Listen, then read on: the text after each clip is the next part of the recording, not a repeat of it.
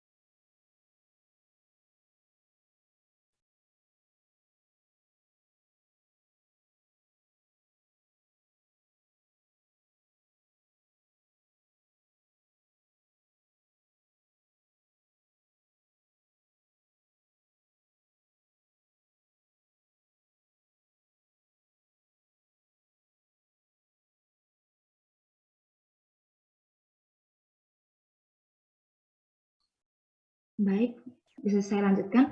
Di sini kami terdiri dari 7 anggota kelompok. Yang pertama ada Melisa Anastasia, yang kedua saya sendiri, Angel Natalia Stumiang, yang ketiga ada Melisa Putri Hapsari, yang keempat ada Nur Hidayah, yang kelima ada Nur Kaisa, yang keenam Nafa Anggraini, dan yang terakhir ada Dwita Wulandari. Baiklah, tanpa berlama-lama kita akan memulaikan saja materi stunting pada siang hari ini. Bisa dilanjutkan?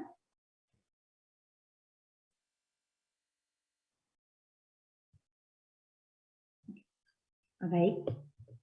Di sini kita akan memulaikan terlebih dahulu mengenai definisi dari stunting. Tentunya teman-teman sudah mengetahui nih apa sih stunting tersebut, tapi di sini saya akan menjelaskan untuk memperingatkan lagi kepada teman-teman apa sih stunting tersebut. Menurut Kemenkes RI, stunting adalah masalah kurang gizi kronis karena kurangnya asupan gizi sehingga mengakibatkan gangguan pertumbuhan pada anak, yakni tinggi badan anak lebih rendah daripada standar usianya. Kemudian menurut WHO pada tahun 2015, stunting adalah gangguan tumbuh kembang yang dialami anak akibat gizi buruk, infeksi berulang, dan stimulasi psikososial yang tidak memadai. Nah, di sini nih ada beberapa faktor yang menyebabkan stunting terjadi. Misalnya saja faktor langsung, itu seperti pemberian ASI eksklusif dan kolostrum, dan pada pola konsumsi anak. Kemudian pada penyebab tidak langsungnya itu adalah pada anak masuk ke dalam kategori stunting ini ketika panjang atau tinggi badannya menunjukkan angka di bawah kurang 2 standar deviasa atau SD. Bisa dilanjut. Kita berlanjut kepada diagnosis stunting. Diagnosis stunting ini sendiri adalah serangkaian pemeriksaan fisik termasuk pengukuran berat badan dan tinggi badan. Berdasarkan penelitian, bayi mendapatkan ASI eksklusif dari ibu yang tidak merokok dari lahir sampai usia 24 bulan. Klasifikasi status gizi menurut WHO 2005 untuk anak baik laki-laki maupun perempuan dapat dilihat dari tabel yang ada di bawah. Kemudian ini didapatkan dengan mengurangi NIS dengan NBR pada umur yang bersangkutan. Setelah itu hasilnya akan dibagi dengan NSBR. Bisa kita lanjutkan.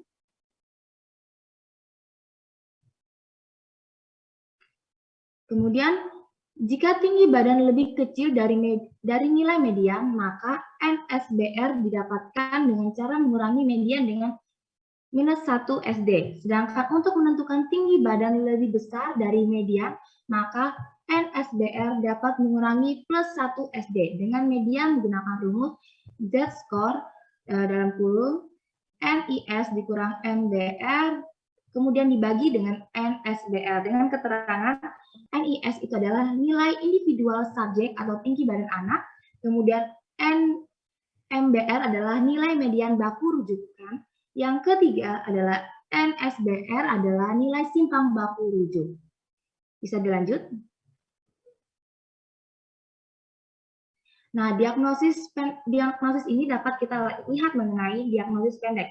Diagnosis pendek ini ada 4 kategori. Pertama, adanya anamnesis, yaitu berat badan waktu lahir dan umur kehamilan, tinggi badan ibu dan ayah, penyakit kronis, anamnesis makanan, perlakuan salah terhadap anak. Kemudian adanya pemeriksaan fisik. Pemeriksaan fisik ini apa saja? Yaitu posisi penderita, bentuk muka, disporsi perawakan, status gizi, anomali tulang, dan frekuensi pernapasan. Kemudian adanya pengukuran. Pengukuran apa itu yang dimaksud adalah tinggi badan dikurangi SB dari simfisis sampai ujung kaki, baru dikurangi SA, kemudian dibagi dengan TB, dikurangi SB, dikurangi rasio normal, SA, dibagi SB. Kemudian ada rentang lengan RL. Kemudian adanya kenaikan tinggi badan per tahun. Kenaikan tinggi badan per tahun ini dilihat dari parameter anak waktu lahir, umur orang tua saat pubertas, dan tinggi badan orang tua. Kemudian adanya pemeriksaan penunjangan. Itu misalnya ada urinalis, kemudian ada darah rutin, gula darah, tes fungsi hati, kemudian ada tes fungsi tiroid, kemudian ada imaging, umur tulang, dan analisis tulang. Bisa dilanjut. Kemudian ada materi mengenai prevalensi stunting yang akan dijelaskan kepada teman kami, Melanie Putri Hapsari. Kepada Melanie, waktu dan layar saya persilakan. Baik, izin masuk. Sekarang terkait dengan prevalensi stunting secara global. Jadi kita dapat lihat di sini prevalensi stunting di berbagai benua tahun 2019. Kita lihat di Indonesia atau secara keseluruhan di Asia Tenggaranya itu berada pada persentase 24,7 dan ini merupakan masuk dalam kategori tinggi karena secara global sendiri pada tahun 2019 itu targetnya adalah 21,3% untuk kejadian stunting.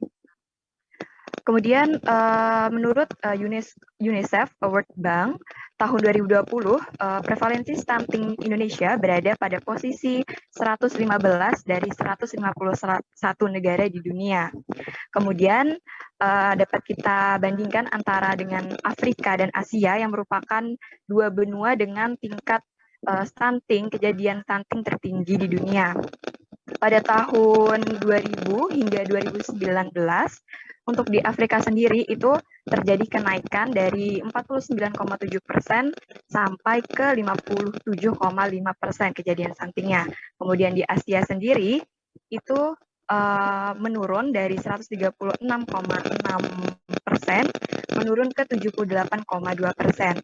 Nah, kenapa? Karena di Asia ini sendiri itu beberapa negara termasuk di Asia Timur di wilayah negara Jepang, Singapura itu merupakan negara dengan tingkat stunting rendah. Kemudian untuk data dari Riskesdas tahun 2007, angka prevalensi stunting di Indonesia yaitu 36,8%. Kemudian menurun pada tahun 2010, yakni 36,6%.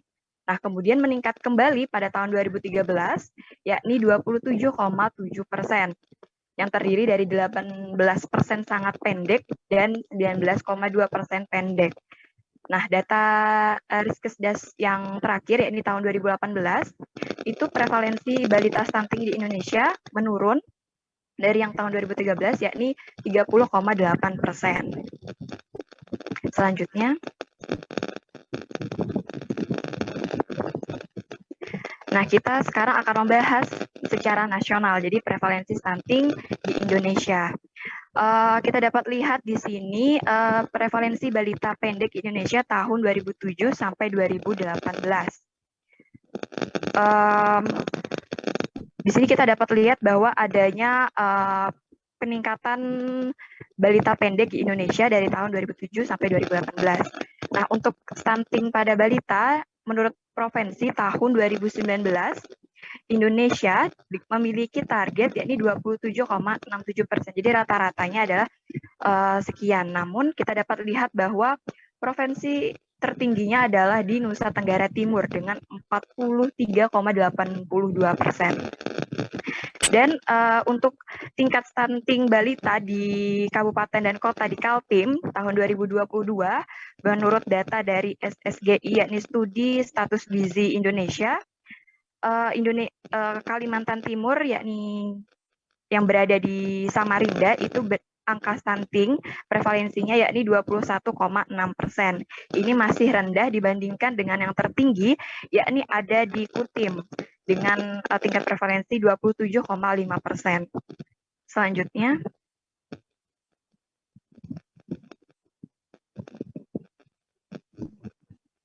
Nah, kemudian apa saja faktor risika atau determinan dari kejadian stunting ini?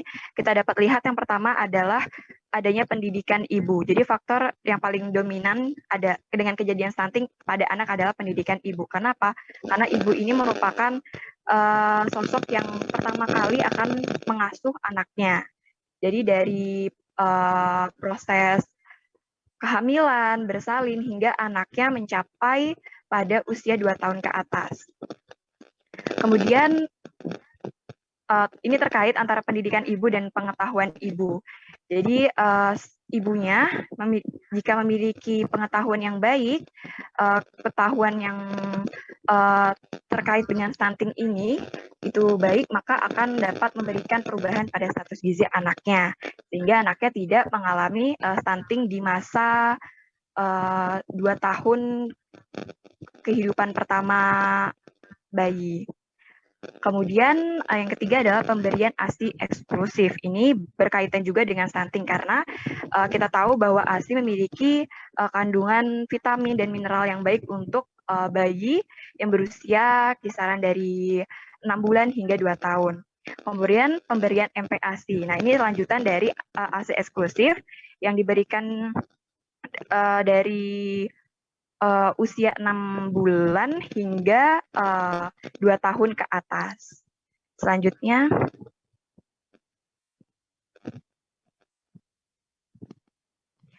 yakni adalah riwayat BBLR. Ini berkaitan juga dengan pengetahuan ibu. Jadi ini adalah berat badan lahir rendah, mempunyai resiko 15,3 kali lebih besar menderita stunting dibandingkan dengan bayi lahir dengan berat badan normal. Biasanya untuk berat badan normal itu kisaran dari 2,6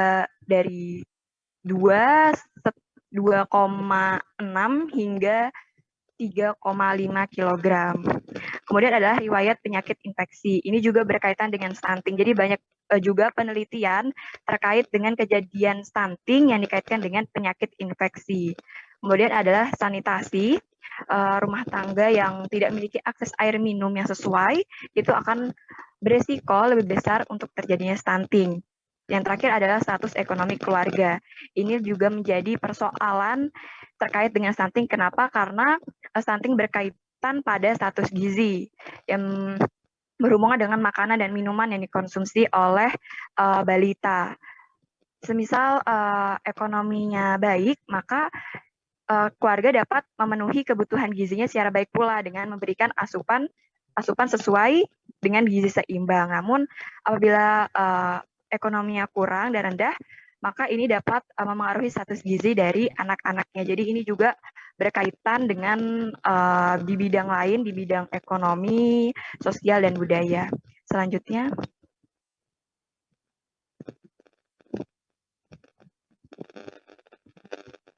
Nah, kemudian ini terkait dengan penyebab terjadinya stunting. Jadi dapat kita lihat pada tabel, ini terbagi menjadi 3, ada ada penyebab langsung, penyebab tidak langsung, dan akar masalah. Selanjutnya.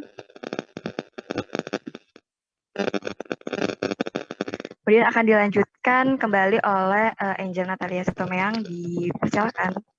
Terima kasih banyak sebelumnya.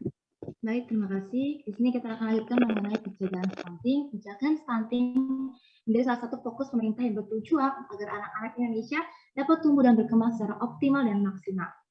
Bisa dilanjutkan saja.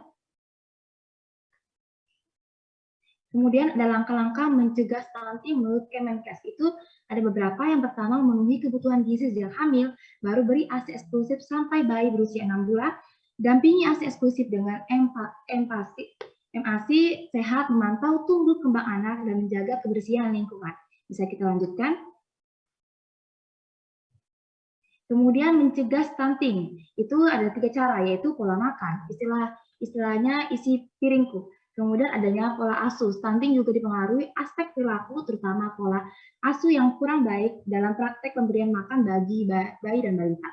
Kemudian yang terakhir adanya sanitasi, yaitu akses sanitasi dan air bersih, mendekatkan anak pada risiko ancaman penyakit infeksi. Bisa dilanjut? Baik, kiranya itu saja materi terkait stunting yang telah kami bawakan. Sebelumnya kami mohon maaf jika telah mengambil waktunya, kiranya apabila ada kesalahan kami dalam penuturan kami, bahasa kami mohon maaf sebesar-besarnya. Baiklah, saya serahkan kepada Peggy atau yang selanjutnya. Selamat siang semua. Baik, untuk mempersingkat waktu, untuk selanjutnya saya lanjutkan kepada kelompok 2. Jadi untuk kelompok 2 saya persilakan untuk share screen.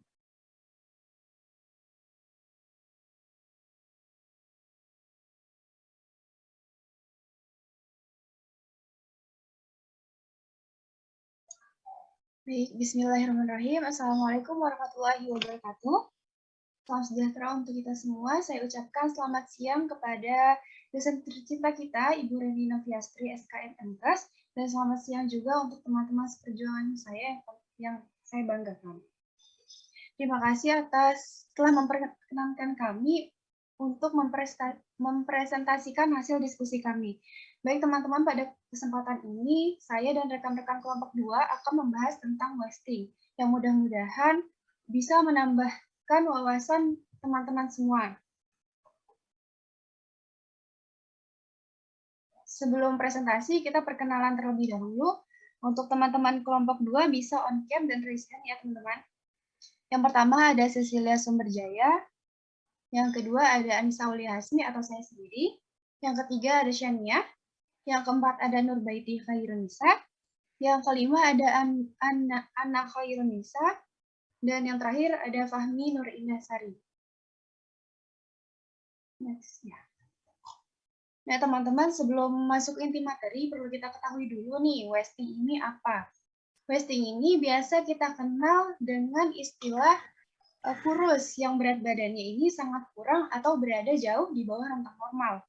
Nah, wasting ini di usia tertentu memiliki berat badan yang kurang dengan tinggi badan yang normal. Jadi, proporsi tubuhnya ini kurang ideal. Nah, biasanya di bagian tubuhnya itu terlihat kondisi di mana tulang yang terlalu menonjol. Next. Untuk menentukan status wasting sendiri ini, tentunya kita perlu melakukan pengecekan terlebih dahulu. Kapan sih dikatakan mengalami wasting? Yaitu ketika hasil pengukuran indikator berat badan dibagi tinggi badan itu berada di bawah -3 standar deviasi. Dan dikatakan wasting akut ketika kondisi penurunan berat badannya sangat-sangat jauh lebih parah dibandingkan kondisi yang biasanya. Untuk gejala umum wasting ini sendiri ditandai dengan penurunan berat badan drastis, sehingga tubuh anak ini tinggi badannya dengan berat badannya itu tidak sebanding. Untuk gejala akut dari wasting sendiri, yang pertama ada indikator berat badan dibanding tinggi badan ini menunjukkan angka kurang dari -3 standar deviasi. Yang kedua memiliki pembengkakan karena cairan atau edema di beberapa bagian tubuh. Yang ketiga, lingkar lengan atas atau dila cenderung kecil, biasanya kurang dari 12,5 cm. Next. Ya. Penyebab wasting. Hal ini umumnya disebabkan oleh kombinasi dari 2 faktor, yaitu kurangnya asupan gizi dan terjadinya penyakit infeksi. Penyebab wasting pada anak ini, yang pertama kurang terjangkau atau sulitnya akses ke pelayanan kesehatan, sehingga orang tua enggan memeriksakan kondisi kesehatan anaknya. Yang kedua, pemberian asupan makanan harian yang tidak memenuhi kebutuhan gizi anak. Nanti kita akan bahas lebih lanjut lagi apa-apa saja yang menjadi faktor penyebab wasting ini ya teman-teman. Untuk selanjutnya, tren dari tahun ke tahun. Prevalensi kejadian wasting di dunia ini menurut UNICEF, WHO, dan World Bank Group, mulai dari tahun 2013 sampai dengan 2016, ini terus mengalami peningkatan. Pada tahun 2016, wasting pada balita mencapai 7,7%, dan pada tahun 2013 sebesar 5%.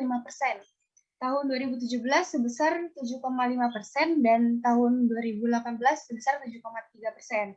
Tapi di tahun 2017 dan 2018 ini mengalami penurunan, tetapi penurunan tersebut masih belum sesuai dengan target WHO di tahun 2025, yaitu kurang dari 5%. Di Indonesia sendiri pada tahun 2018, angka wasting sebesar 10,2%. Kemudian pada 2019 turun menjadi 7,4%. Di 2021, wasting kembali merosot ke angka 7,1%. Tentunya kita harapkan di tahun-tahun selanjutnya angka wasting ini terus menurun. Selanjutnya, ada faktor resiko determinan wasting. Menurut UNICEF menyebutkan bahwa terdapat 4 kausalitas penyebab kekurangan gizi termasuk wasting pada anak, yaitu faktor langsung, faktor tidak langsung, faktor masalah utama, dan faktor masalah dasar. Yang pertama ada faktor langsungnya ini, meliputi asupan makanan dan penyakit, terutama penyakit infeksi. Asupan makanan harus memadai secara kuantitas dan kualitas. Asupan makanan yang tidak memenuhi jumlah dan komposisi zat gizi yang memenuhi syarat makanan beragam, bergizi seimbang, dan aman dapat meningkatkan resiko wasting. Selama pertumbuhannya kan balita ini membutuhkan asupan makanan yang memiliki asupan energi dan protein. Berdasarkan jurnal yang kami dapat, penelitian yang dilakukan oleh Putri dan Wahyono menyatakan bahwa anak yang kurang asupan energi dan proteinnya akan berisiko lebih tinggi terjadi wasting dibandingkan dengan anak yang asupan energi dan proteinnya cukup. Selanjutnya penyakit infeksi. Infeksi ini memberikan kontribusi terhadap defisiensi energi, protein, dan zat gizi lain karena menurunnya nafsu makan sehingga asupan makanan berkurang. Menurut jurnal, anak yang sakit pada 1 bulan terakhir meningkatkan risiko terjadinya wasting. Kekurangan gizi dan penyakit infeksi sering terjadi secara bersamaan dan saling berhubungan. Kekurangan gizi dapat meningkatkan risiko infeksi, dan infeksi juga dapat menyebabkan kekurangan gizi. Penyakit infeksi yang sering terjadi pada anak balita ini biasanya demam, diare, dan infeksi saluran pernafasan atas. Next. Selanjutnya ada faktor tidak langsungnya. Yang pertama ada ketersediaan pangan keluarga. Meliputi ketersediaan bahan pangan, yaitu jumlah yang tersedia untuk anggota keluarganya.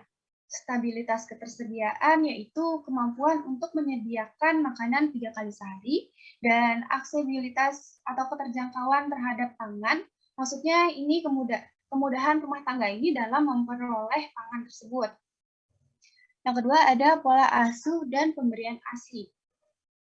Pola asuh gizi yang dimaksud berupa tersedianya pangan dan perawatan kesehatan, serta sumber lainnya untuk kelangsungan hidup, pertumbuhan, dan perkembangan anak. Anak yang mendapat pengasuhan kualitas lebih baik, besar kemungkinannya akan memiliki angka kesakitan yang rendah dan status gizi yang biasanya lebih baik juga. Dan ASI merupakan bentuk makanan yang ideal untuk memenuhi gizi anak, karena ASI sanggup memenuhi kebutuhan gizi bayi untuk hidup selama 6 bulan pertama kehidupan, dan selanjutnya dikenalkan dengan istilah MPASI atau makanan pendamping ASI. Pola pemberian ASI ini mempengaruhi status gizi anak karena memberikan berbagai manfaat kesehatan, terutama dalam hal perkembangannya. Yang ketiga, pelayanan kesehatan dan kesehatan lingkungan. Status imunisasi pada anak adalah salah satu indikator kontak dengan pelayanan kesehatan. Status imunisasi juga diharapkan akan memberikan efek positif terhadap status gizi pada jangka panjang. Next. Yang ketiga ada faktor masalah utama, yang meliputi faktor kemiskinan, karakteristik keluarga, dan sosiodemografi. Ketiga ini berkaitan dengan kuantitas dan kualitas sumber daya manusia di masyarakat. Kemiskinan merupakan faktor masalah utama terjadinya permasalahan gizi karena rumah tangga dan individu yang kurang perekonomiannya tidak dapat mencapai ketahanan pangan, memiliki sumber daya perawatan yang tidak memadai, dan tidak dapat memanfaatkan sumber daya untuk kesehatan secara berkelanjutan. Karakteristik keluarga, sumber pangan keluarga, terutama mereka yang sangat miskin, akan lebih mudah memenuhi kebutuhan makanannya jika harus diberi makanan ini jumlahnya sedikit. Sosiodemografi yang meliputi karakteristik sosial, demografi, karakteristik pendidikan, dan karakteristik ekonomi. Karakteristik sosial dan demografi meliputi jenis kelamin, di mana jenis kelamin anak juga mempengaruhi terjadinya wasting. Ada penelitian yang menunjukkan bahwa anak laki-laki lebih berisiko terkena wasting daripada anak perempuan. Jenis kelamin perempuan ini memiliki proporsi lebih besar daripada laki-laki dengan kejadian wasting. Karena komposisi tubuh dari laki-laki dan perempuan ini berbeda. Gitu, laki-laki lebih banyak massa otot dan tulang, sedangkan perempuan lebih banyak lemak. Menurut usianya, proporsi wasting ini lebih besar pada anak usia 6 sampai 23 bulan dibandingkan dengan anak yang usia 24 sampai 59 bulan. Selanjutnya, faktor masalah dasar yang meliputi krisis politik dan krisis ekonomi. Masalah dasar ini adalah ketidakmampuan pengelolaan negara dalam mengelola proses politik, sehingga banyak menimbulkan penyalahgunaan wewenang dan penyalahgunaan anggaran yang akan berdampak pada rendahnya mutu pendidikan. Rendahnya kualitas sumber daya manusia ini menyebabkan negara tidak mampu membuka lapangan kerja yang mengakibatkan pada tingginya angka pengangguran, sehingga memunculkan kemiskinan. Next.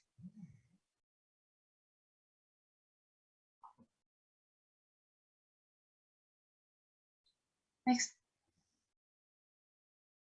Ya. Jadi terdapat program pencegahan wasting ini yang disebut dengan program PMTP atau pemberian makanan tambahan pemulihan, yaitu merupakan kegiatan pemberian zat gizi pada anak usia 6 sampai 59 bulan yang mengalami gizi kurang untuk memulihkan gizi balita yang kurang dengan cara memberikan makanan dengan kandungan gizi yang cukup sehingga gizi dapat terpenuhi.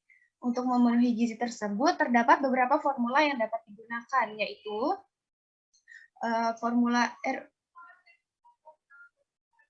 RUTF atau Ready to Use Therapeutic Food dan formula 100. Jadi formula RUTF ini merupakan makanan pemulihan untuk balita yang sangat kurus yang berupa makanan padat bentuk pasta diperkaya dengan zat gizi berupa vitamin dan mineral. Untuk formula 100 ini merupakan upaya mengatasi anak kurang gizi sejak dini, agar anak tidak sampai mengalami gizi buruk. Jadi keunggulan RUTF dibanding formula 100 ini, yang pertama mengurangi efek pelarutan dengan air sehingga mengurangi resiko tercemar mikroorganisme. Kedua, zat gizi lengkap karena diperkaya dengan vitamin dan mineral. Yang ketiga merupakan makanan instan yang tidak memerlukan preparasi tahan terhadap pertumbuhan mikroorganisme dan dapat disimpan lama. Dan yang terakhir, densitas energi lebih tinggi daripada formula 100.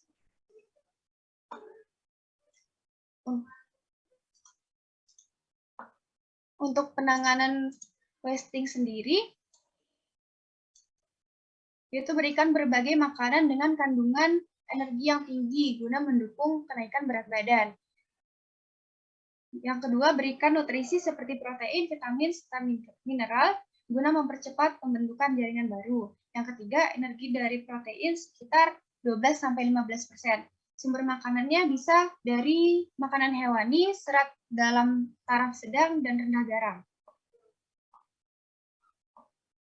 Untuk wasting akut, yaitu dengan pemberian makanan terapeutik dan susu formula khusus F75.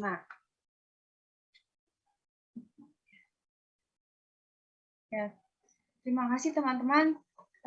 Berikut tadi penjelasan mengenai wasting. Saya ucapkan terima kasih kepada teman-teman semua yang telah meluangkan waktunya untuk mendengarkan presentasi dari kami. Semoga ilmu yang kami bagikan tadi bisa bermanfaat buat kita semua. Saya kembalikan kepada moderator. Assalamualaikum warahmatullahi wabarakatuh. Waalaikumsalam warahmatullahi wabarakatuh. Baik, terima kasih kepada kelompok 2 atas presentasinya. Untuk presentasi yang ketiga akan kita lanjutkan kepada kelompok 3. Kepada kelompok 3 saya persilakan. Baik, Assalamualaikum warahmatullahi wabarakatuh. Shalom, Om Swastiastu, Namo Buddhaya, salam kebajikan dan salam sejahtera bagi kita semua. Selamat siang kepada Ibu Reni Noviasti SKM MKes dan seluruh teman-teman yang berbahagia pada siang hari ini. Perkenalkan, saya Disa Zafira dari kelompok 3 yang akan bertugas sebagai presentator pada siang hari ini. Adapun anggota kelompok saya yaitu yang pertama ada Citra Rizky Wardani,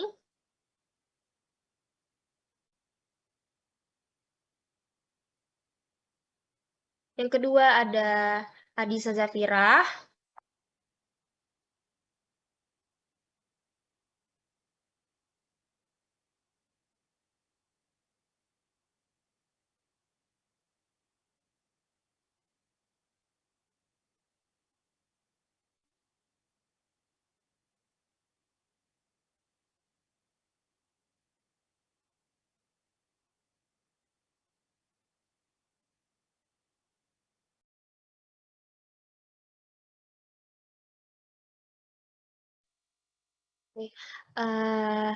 yang ketiga ada Andi Zakir Kasadi, lalu ada Winda Sari, ada Vinkan Salsabila Putri, ada Nur Asrini Widiawati, dan Nur Fauzia. Next.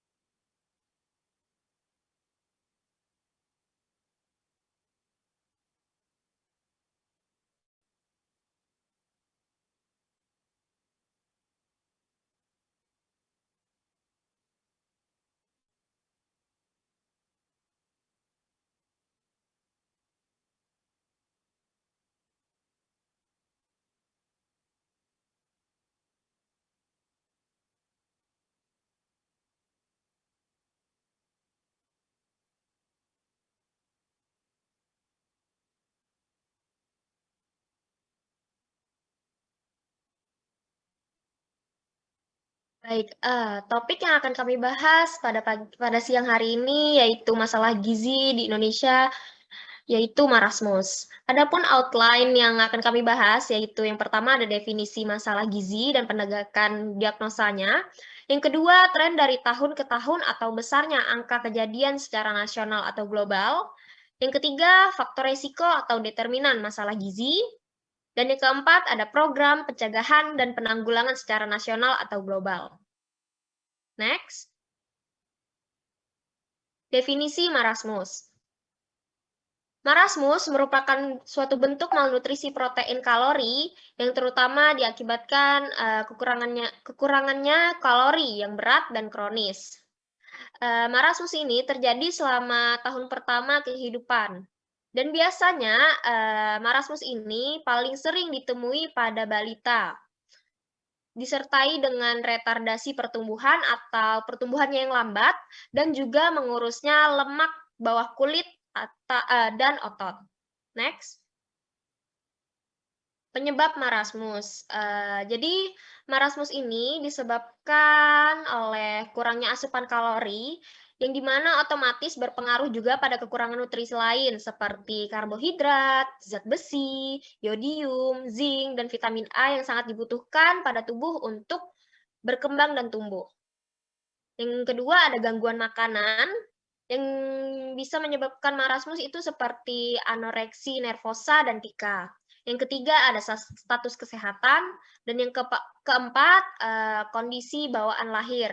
Jadi kondisi bawaan lahir ini atau genetik ini biasanya dibawa oleh orang tua, seperti misalnya ada penyakit jantung gitu, atau bawaannya dapat mempengaruhi pola makan anak.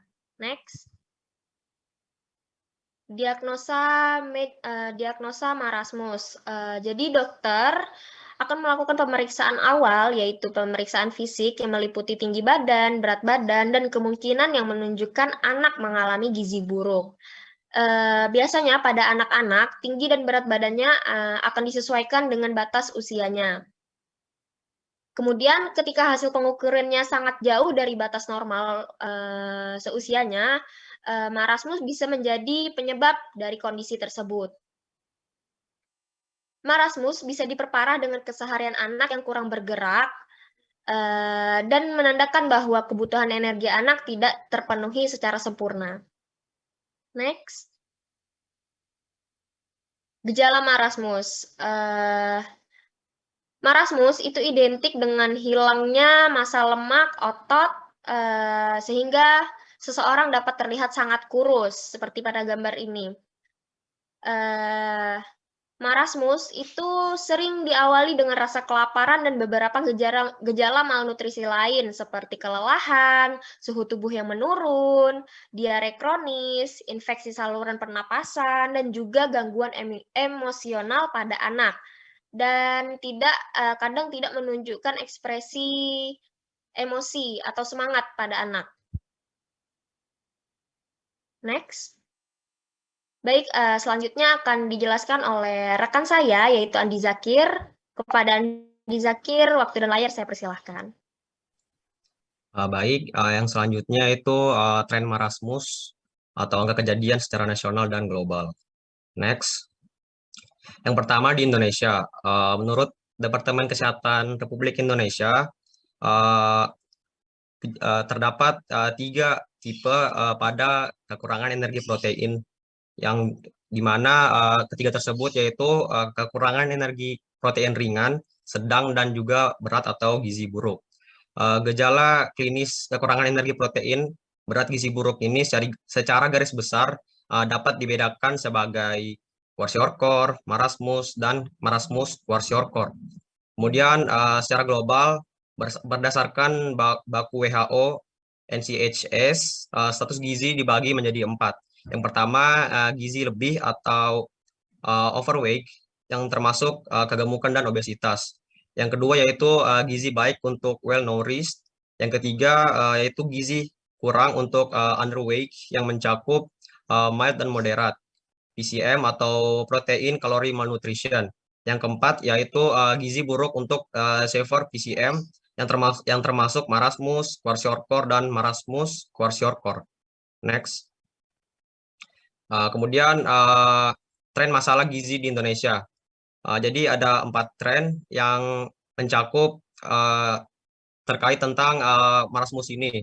Yang pertama pada tahun 1997 hingga 1998, yang dimana pada saat itu terjadi yang namanya krisis moneter yang berdampak pada kesehatan serta ekonomi masyarakat Indonesia.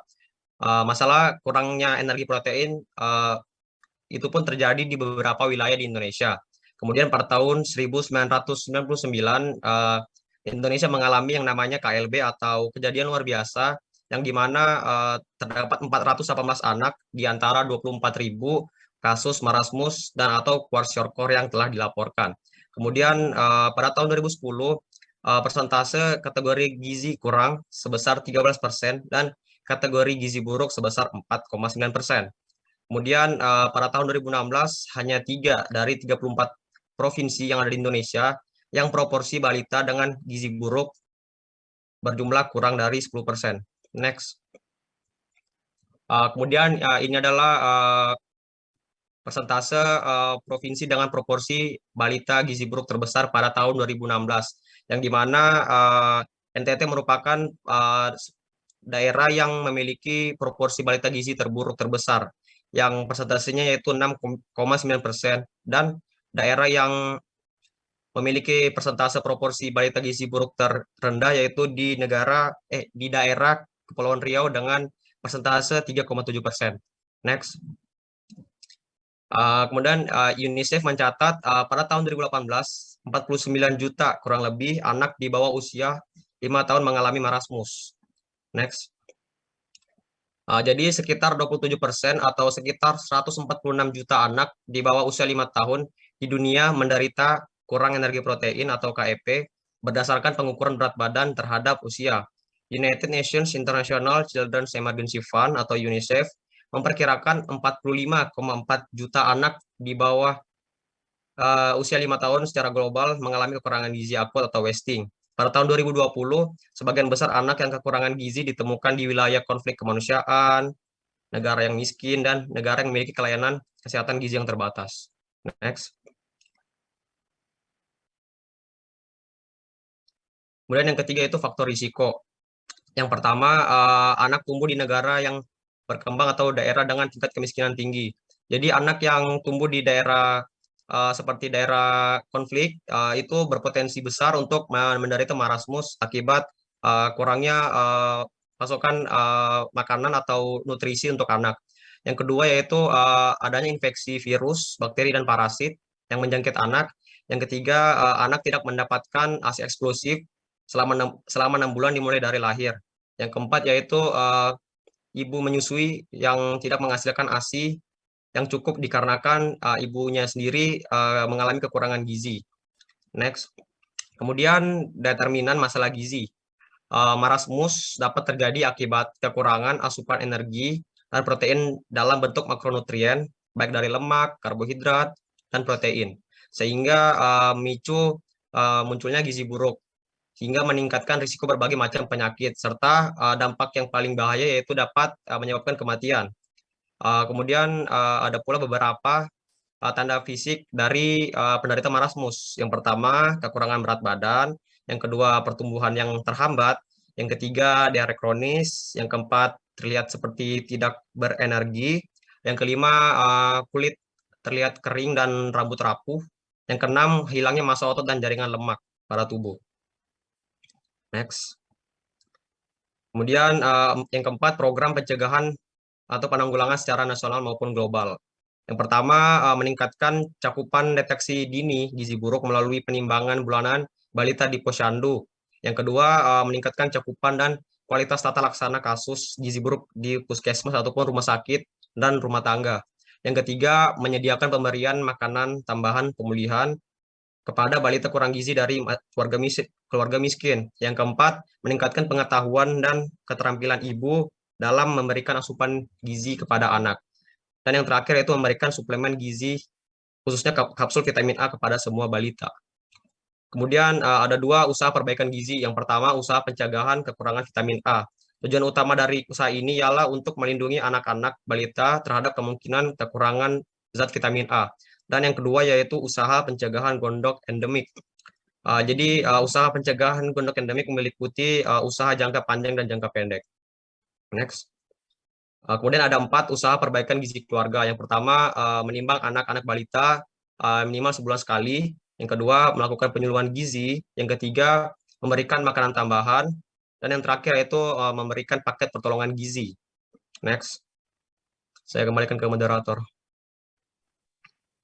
Baik, demikian yang dapat kami sampaikan dari kelompok 3. Kami memohon maaf apabila terdapat kesalahan selama menyampaikan materi. Dan terima kasih kepada teman-teman semua atas atensinya. Saya akhiri. Wassalamualaikum warahmatullahi wabarakatuh. Saya kembalikan kepada PJ. Baik, terima kasih kepada kelompok 3 atas presentasinya. Jangan keras-keras, aku mau ngomong. Astagfirullah.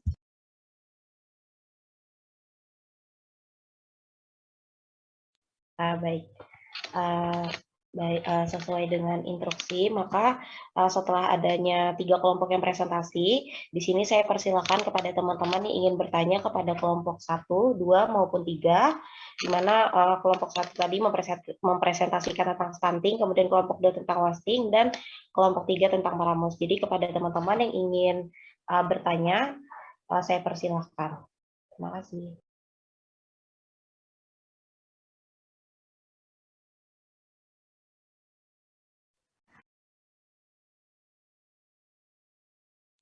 Untuk teman-teman yang ingin bertanya bisa raise hand, kemudian perkenalan dan sebutkan ingin bertanya kepada kelompok berapa ya. Terima kasih.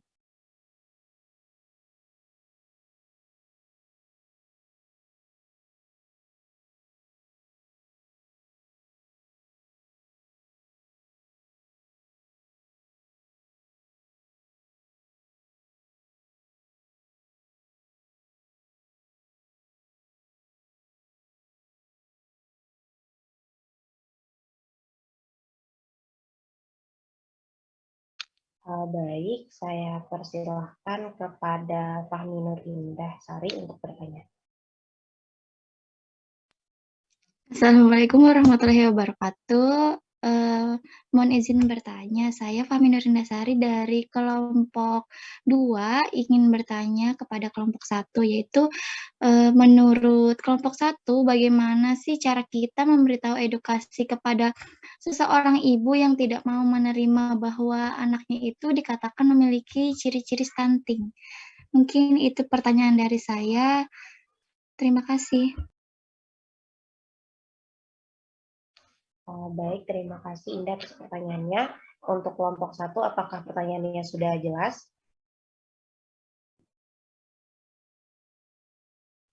Sudah jelas.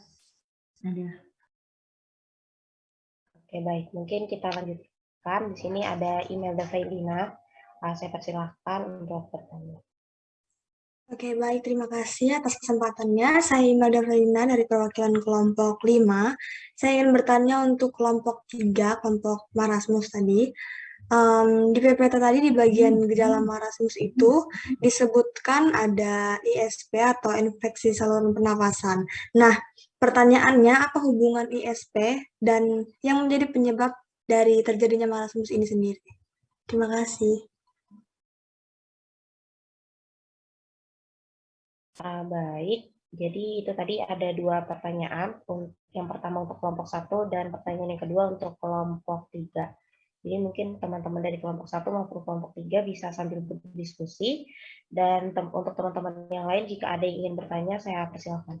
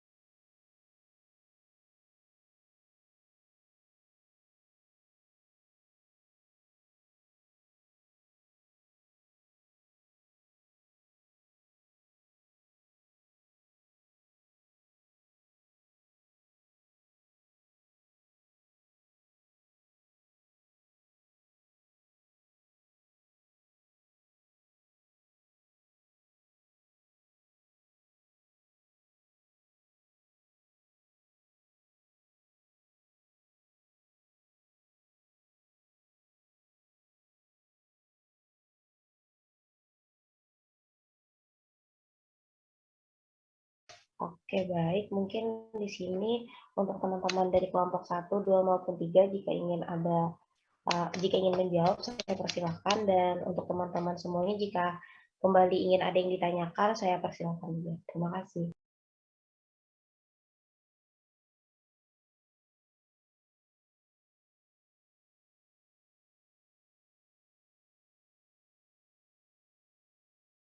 Oke, baik. Untuk Winda, saya persilahkan. Baik, terima kasih Nadia. Jadi saya Winda Sari dari kelompok 3 izin menjawab dari pertanyaannya Imelda Fairina. Jadi pertanyaan tadi, apa hubungan ISP yang menjadi penyebab terjadinya marasmus? Saya izin menjelaskan kembali bahwa ISP ini bukan penyebab marasmus, tetapi gejala yang timbul akibat terkena marasmus. Marasmus sendiri, seperti yang dijelaskan oleh Adisa dan Andis sebelumnya, marasmus itu disebabkan karena kurangnya asupan protein atau makronutrien. Yang kita ketahui bahwa protein ini merupakan sumber energi atau kalori bagi makhluk hidup. Jadi akibat defiensi atau malnutrisi ini, maka timbullah suatu dampak yang dihasilkan, yaitu rentan terkena infeksi akut seperti ISP ini. Jadi kalau ditanya hubungannya ISP dengan marasmus, karena anak ini terkena marasmus, maka timbullah gejala ISP ini. Karena bernapas ataupun dalam melakukan kegiatan sehari-hari itu kita membutuhkan energi, maka jika energinya kurang karena marasmus ini, maka sistem kekebalan tubuh anak itu bakal menurun sehingga mudah terinfeksi virus yang bisa saja menyerang pernapasan seperti ISP ini. Jawaban dari saya, apakah dari Imelda pertanyaan sudah menjawab? Baik, sudah menjawab Winda. Terima kasih. Baik, terima kasih kembali.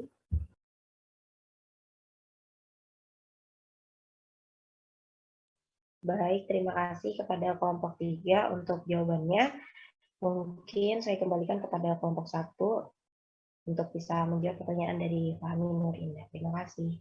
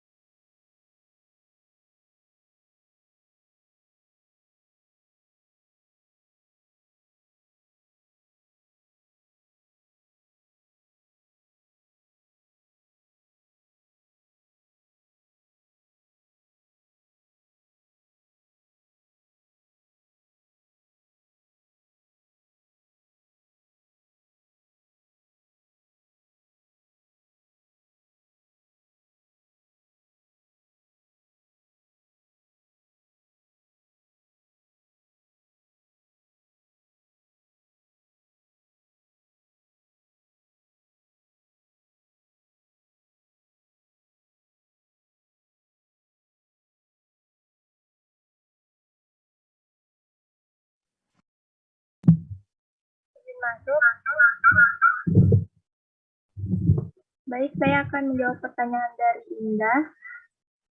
Pertanyaannya adalah, menurut kalian bagaimana cara kita memberikan edukasi kepada seorang ibu yang tidak mau menerima bahwa anaknya dikatakan memiliki ciri-ciri stunting?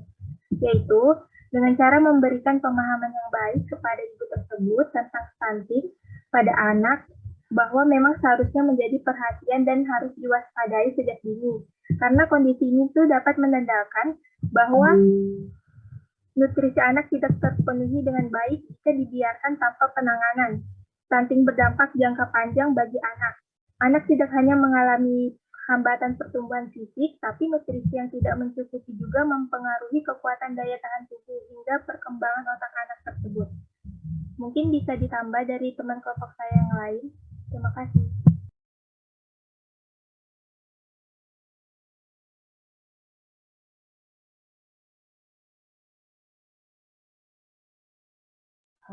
Baik, untuk teman-teman kelompok 1, jika ingin ada yang menambahkan untuk jawabannya, saya persilahkan.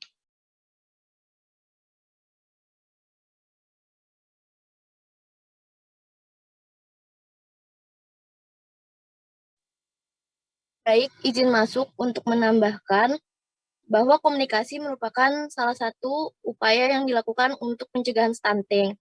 Pencegahan stunting adalah kesadaran masyarakat sehingga mereka akan melakukan perilaku yang kita harapkan.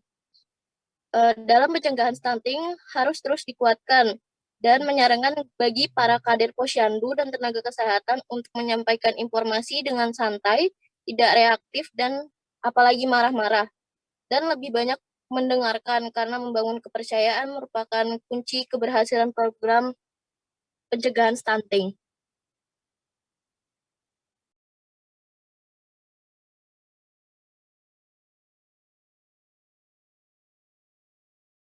Baik, dari kelompok 1, apakah masih ada yang ingin menambahkan?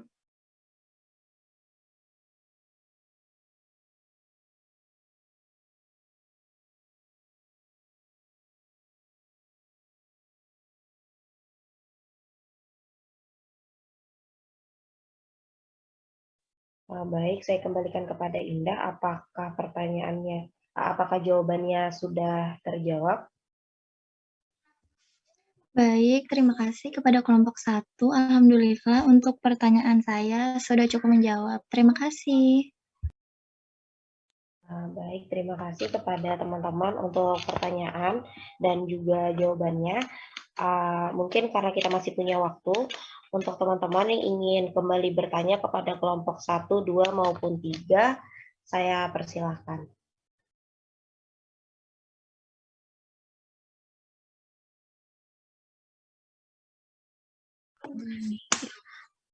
Mbak Nur Nasliatun, saya boleh beri tanggapan ya? Dipersilakan Ibu. Ya, baik. Terima kasih rekan-rekan dari kelompok 1, 2, 3 sudah mempresentasikan dengan baik. Dan ada beberapa pertanyaan tadi ya. Saya mulai beri tanggapan dulu untuk pertanyaan pertama tadi terkait ISPA ya. Kita lebih familiar menyebutnya dengan ISPA, infeksi saluran pernafasan atas biasanya, atau akut. Nah, itu memang berkaitan dengan marasmus dalam dua arah. Jadi tadi, kalau saya nggak salah Mbak Winda sudah menjawab ya, bahwa ketika seorang anak marasmus, dia bisa beresiko mengalami infeksi saluran nafas. Gitu ya Mbak Winda ya. Nah, jadi sudah benar sebenarnya yang disampaikan Mbak Winda, tetapi sebenarnya kalau dari menurut kerangka teori UNICEF itu hubungannya itu bersifat dua arah.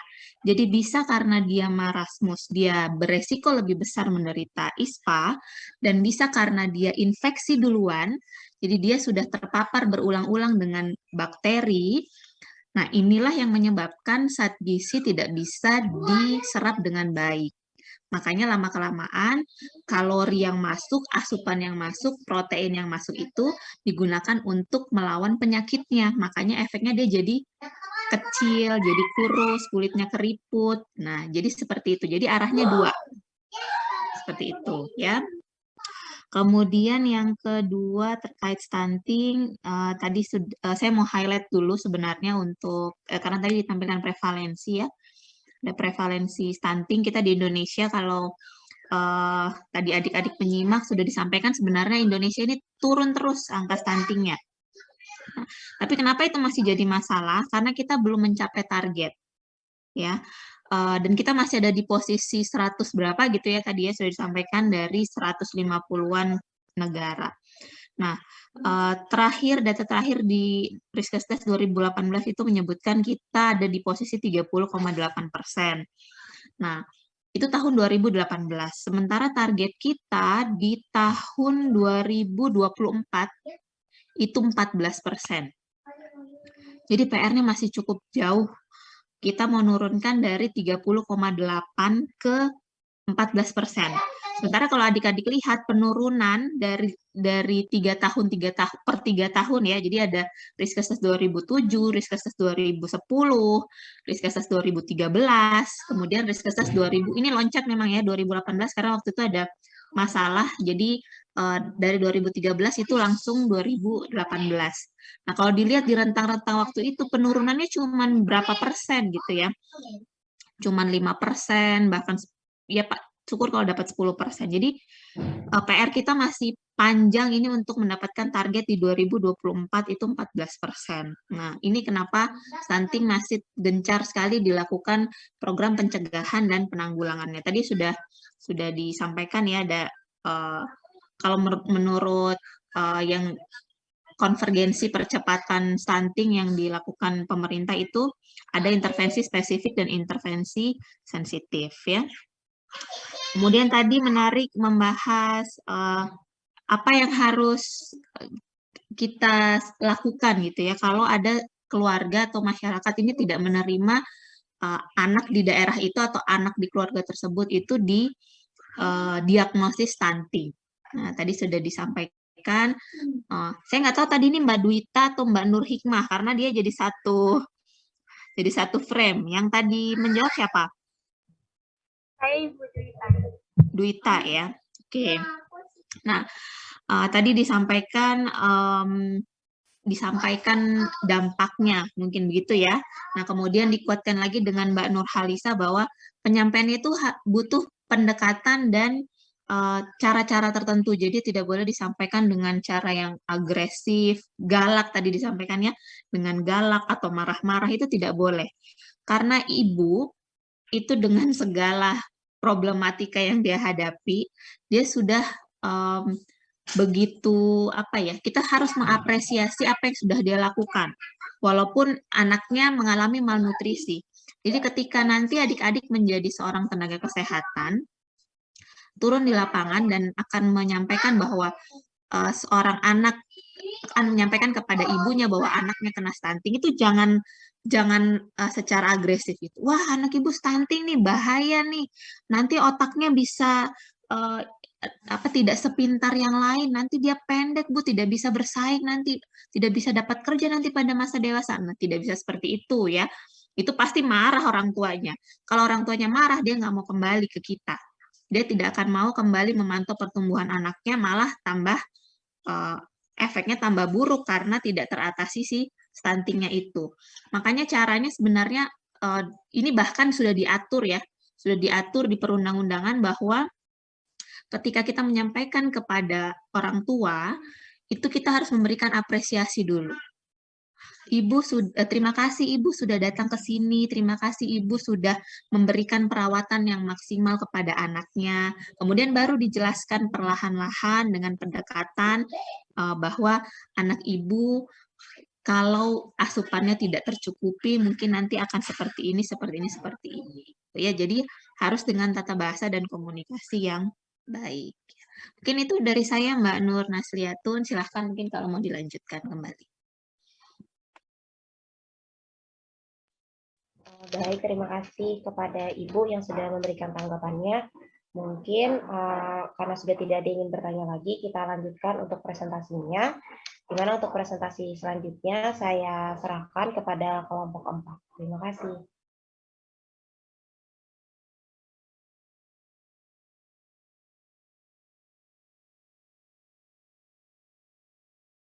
Apakah sudah terlihat share screen-nya? Sudah terlihat, Gary.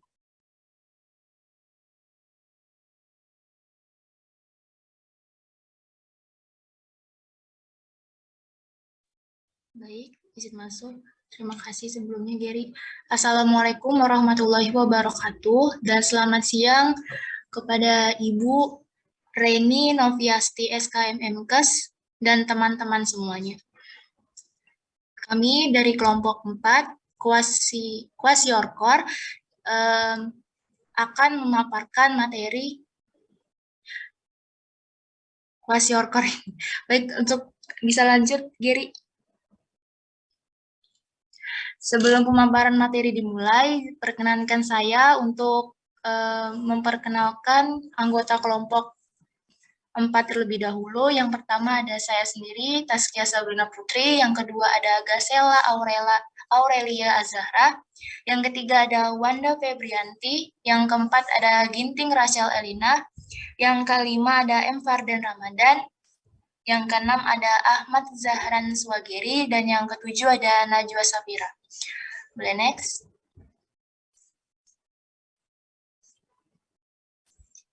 Sebelum memasuki pemaparan materi, di sini ada poin-poin pokok pembahasan yang akan dibahas. Yang pertama ada definisi dari kwasiorkor itu sendiri. Yang kedua ada gejala dan diagnosis. Yang ketiga ada tren prevalensi kasus. Dan yang keempat ada penanggulangan penanggulangan dan pencegahan. Selanjutnya akan dilanjutkan oleh rekan saya, Gasela Aurelia Azahra. Kepada Saudari Gasela dipersilakan. Baik, terima kasih Taskia. Mungkin bisa di next. Baik, jadi yang pertama kita akan membahas mengenai definisi dari kwashiorkor. Nah, dalam gizi buruk sendiri, kurangnya energi protein atau CAP termasuk kwashiorkor merupakan kondisi di mana kekurangan atau ketidakadaan asupan protein, yang di mana protein sendiri merupakan nutrisi utama bagi tubuh kita untuk membantu memperbaiki dan membuat sel-sel baru dalam tubuh. Boleh di next. Nah, lalu ada gejala-gejala dalam kwashiorkor. Yang pertama, kita bisa mengidentifikasi apakah si anak mengalami pembekakan endema atau tidak. Lalu, yang kedua ada wajah anak membulat dan sembam atau moon face. Yang ketiga ada ukuran lingkar lengan atas atau LLA kurang dari 14 cm. Dan yang keempat ada timbunan cairan pada rongga perut. Gejalanya kemungkinan mendekati dengan penyakit busung lapar, jadi perutnya seperti buncit seperti itu. Yang kelima ada rambutnya menipis berwarna merah seperti rambut jagung dan mudah dicabut. Jadi ketika rambutnya dicabut ataupun tidak sengaja rontok, itu ketika dicabut tidak ada rasa sakit begitu teman-teman. Terus kemungkinan disertai juga dengan infeksi, anemia dan diare, berkurangnya nafsu makan, dan yang terakhir adalah munculnya ruam merah muda yang nantinya akan berubah menjadi coklat kehitaman, lalu mengelupas. Bisa di next. Berikut ini adalah visualisasi dari seorang anak yang terkena kwashiorkor. Mungkin teman-teman bisa lihat dari slide dari pojok kiri, bentuk mukanya bulat dan bengkak seperti sembam, seperti yang disebutkan tadi. Lalu gambar yang di tengah adalah perutnya membuncit seperti busung lapar, dan yang di pojok kanan munculnya ruam-ruam merah yang nantinya akan berubah menjadi coklat kehitaman. Jadi berikut ini adalah beberapa gejala dari kwashiorkor. Bisa di next. Nah, dalam diagnosisnya sendiri, kwashiorkor di Indonesia dapat didiagnosis melalui berat badan dan menurut umur. Apabila kurang dari -3 standar defisiensi gizi, maka didiagnosiskan ke dalam kwashiorkor. Sementara untuk ambang normal atau ambang batasnya sendiri, untuk status defisiensi gizinya mulai dari -2 SD sampai dengan +1 SD. Lalu dapat pula diukur menggunakan pengukuran antropometri, apabila hasilnya kurang dari -3 SD, maka juga terdiagnosis dalam kwashiorkor. Nah, pada kasusnya ini ditegakkan berdasarkan pemeriksaan klinis dengan tanda-tanda apabila kondisinya tampak sangat kurus, tulangnya tampak menonjol, hingga hilangnya jaringan lemak, sehingga tampak ketika berpakaian itu seperti berpakaian longgar atau baggy pants, lalu adanya perubahan pada kulit dan rambut, serta munculnya endema. Bisa di next. Selanjutnya adalah tren prevalensi kwashiorkor. Berikut ini adalah data grafik yang kami dapatkan dari Riskesdas tahun 2007, 2010, dan 2013. Terlihat bahwa adanya kecenderungan peningkatan prevalensi anak balita pendek kurus, meningkatnya anak balita pendek normal dengan 2,1% dan normal gemuk dengan sebanyak 0,3% dari tahun 2010. Sebaliknya, adanya kecenderungan penurunan prevalensi pendek gemuk sebesar 0,8%, normal kurus 1,5%, dan normal-normal 0,5% dari tahun 2010. Jadi untuk kwashiorkor sendiri termasuk dalam golongan gizi buruk. Bisa di next. Selanjutnya adalah faktor atau determinan dari kwashiorkor. Yang pertama yaitu adanya faktor kemiskinan, yang dimana susahnya atau sulitnya akses minum atau air bersih dan sanitasi. Yang kedua, adanya pemberian ASI eksklusif pada balita, berat badan bayi lahir rendah atau BBLR, dan kelengkapan imunisasi. Dan yang ketiga adalah tingkat kecukupan energi dan protein yang kurang. Jadi faktor yang ketiga ini merupakan faktor utama dari penyebab terjadinya kwashiorkor.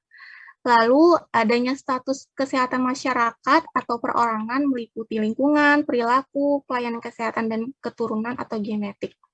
Jadi bentuk pelayanan kesehatan yang berhubungan dengan status gizi mungkin bisa dimulai dari persalinan yang ditolong kesehatan masyarakat, dan kunjungan neonatal. Neonatal ini maksudnya kunjungan ketika bayi berumur 0 sampai 28 bulan. Mungkin bisa di next. Selanjutnya adalah pencegahan dari kwashiorkor. Tentunya lebih baik mencegah ya teman-teman daripada harus menanggulangi. Nah, adanya pencegahan ini tentunya harus didukung pula dari segala pusat pelayanan kesehatan dan peran serta masyarakat dalam membentuk peran kader yang tergabung dalam posyandu, guna merevitalisasi program posyandu dalam upaya peningkatan gizi balita. Mungkin beberapa program yang bisa kami usungkan seperti yang ada di slide. Yang pertama adalah penyusunan media penyuluhan tentang pencegahan stunting, yang kedua penyusunan buku panduan kader, yang ketiga melakukan diskusi bersama kepala dan perawat puskesmas, yang keempat, kesepakatan untuk melaksanakan program screening dan pencegahan stunting. Yang kelima, penyuluhan kesehatan kepada kader kesehatan dan para orang tua yang memiliki balita tentang screening dan pencegahan stunting. Yang keenam adalah TOT atau Training of Trainer untuk memberikan pelatihan tentang screening dan pencegahan stunting. Yang ketujuh adalah melakukan evaluasi penyuluhan terhadap peserta. Dan yang terakhir adalah penyusunan terminasi dan keberlanjutan. Bisa di next. Masih dalam pencegahan, jadi di Indonesia sendiri sudah menerapkan menurut Direktorat Kesehatan Gizi dan Masyarakat Bappenas, 1000 hari pertama kehidupan atau 1000 HPK adalah periode 1000 hari sejak terjadinya pembuahan di dalam kandungan hingga anak berusia 2 tahun. 1000 hari ini terdiri atas 270 hari atau setara dengan 9 bulan selama kehamilan dan 730 hari atau setara dengan 2 tahun sejak bayi itu dilahirkan. Jadi momen ini merupakan hal yang perlu dikritisi bahwa 1000 hari kehidupan ini merupakan penentu untuk kecukupan gizi anak ke depannya, agar untuk meminimalisir kerusakan yang bersifat permanen ataupun genetik. Mungkin bisa di next. Yang terakhir adalah penanggulangan dalam kwashiorkor. Jadi untuk di Indonesia sendiri telah melakukan pemeriksaan klinis, mungkin bisa meliputi dari kesadaran, dehidrasi, hipoglikem, dan hipertemi.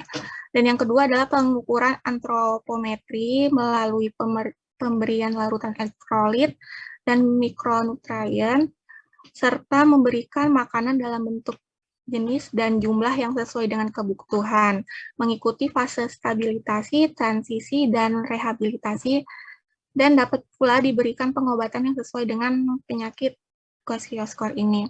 Yang ketiga, dapat melakukan penimbangan berat badan setiap minggunya untuk memantau apakah ada peningkatan atau masih nge-stuck di angka segitu.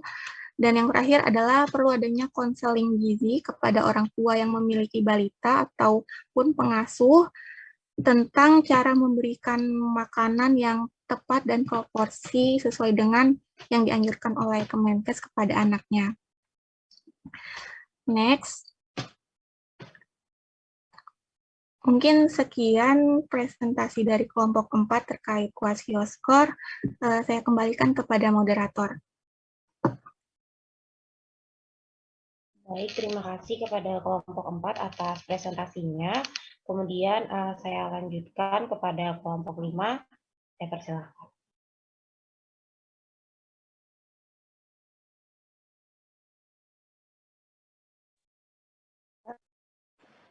Baik, untuk share screen-nya mohon ditunggu sebentar.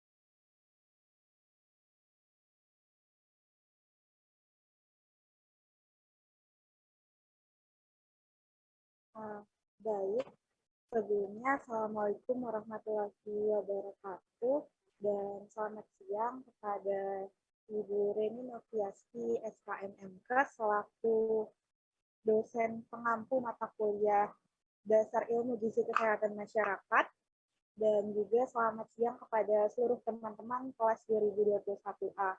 Pada kesempatan kali ini, kami dari kelompok 5 akan memaparkan materi presentasi mengenai obesitas. Sebelum memasuki materi, terlebih dahulu saya akan mengenalkan anggota-anggota kelompok 5. Anggota kelompok 5 yang pertama ada Niluh Nyoman Keisha Putri Maheswari, yang kedua ada Dela Triwahyuni, yang ketiga ada Syarifah Rugayah, yang keempat ada Alia Putri Ansyari atau saya sendiri, yang kelima ada Audi Kristania Toding, yang ketujuh ada Inalda Felina Subagja, dan yang terakhir Aleng. Untuk pemaparan materi selanjutnya akan disampaikan oleh Saudari Dela. Kepada Dela, waktu dan layar saya persilahkan. Baik, terima kasih banyak Alia. Nah, teman-teman semua, sesuai dengan pokok pembahasan pada presentasi kali ini, yaitu terkait obesitas. Sebenarnya apa sih obesitas itu? Nah, ternyata obesitas adalah suatu keadaan patologis yang mana terdapat penimbunan jaringan lemak pada tubuh secara berlebihan, yang nantinya dapat menyebabkan berbagai gangguan kesehatan. Secara umum, obesitas disebabkan oleh ketidakseimbangan antara asupan kalori yang melebihi dari penggunaan energi. Jadi next slide-nya.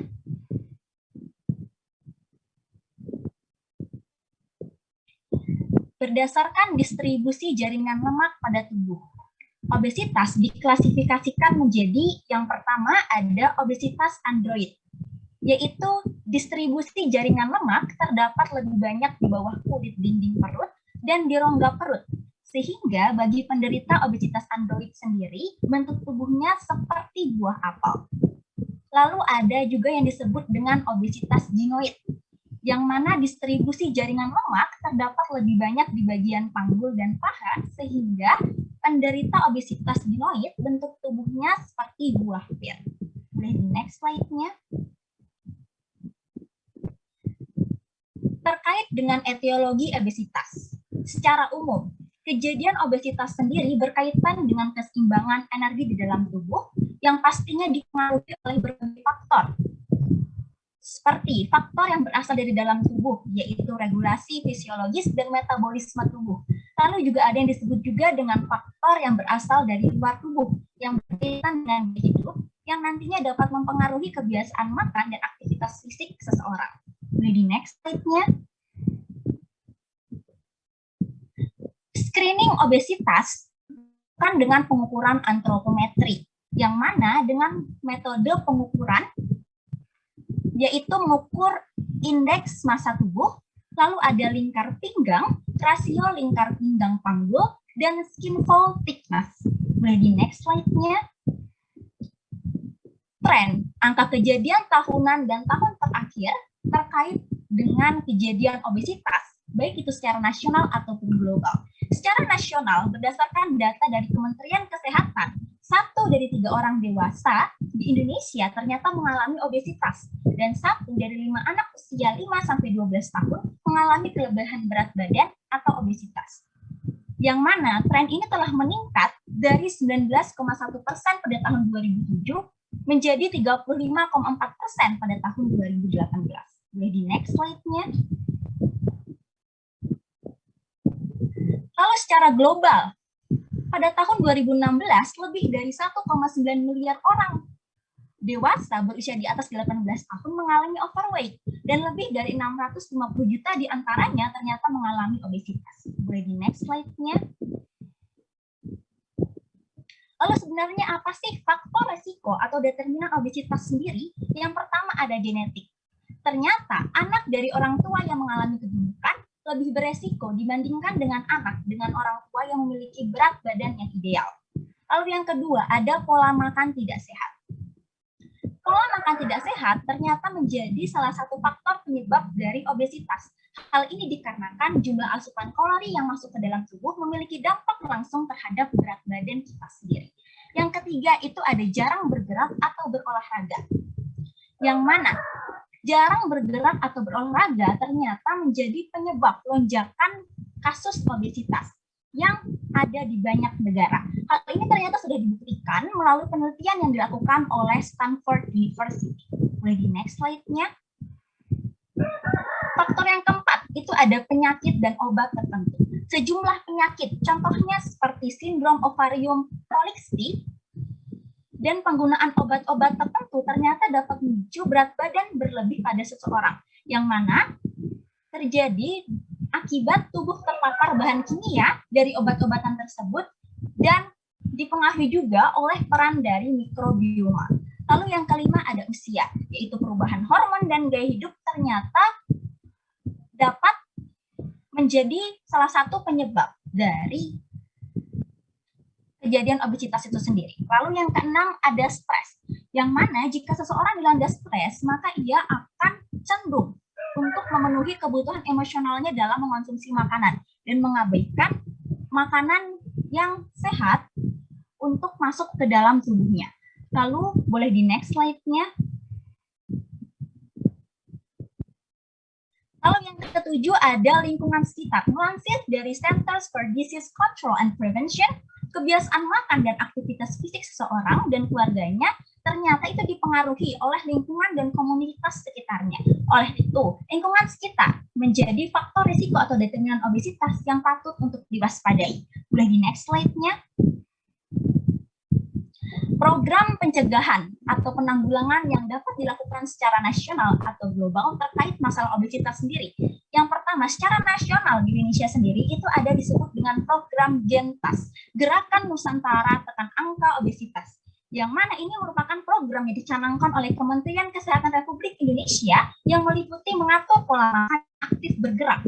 Lalu ada satu program yang dicanangkan oleh Kementerian Kesehatan Republik Indonesia terkait pengembangan pos pembinaan terpadu atau POSBINDU, yaitu memberikan edukasi terhadap masyarakat terkait kebiasaan hidup sehat, yaitu program Cerdik.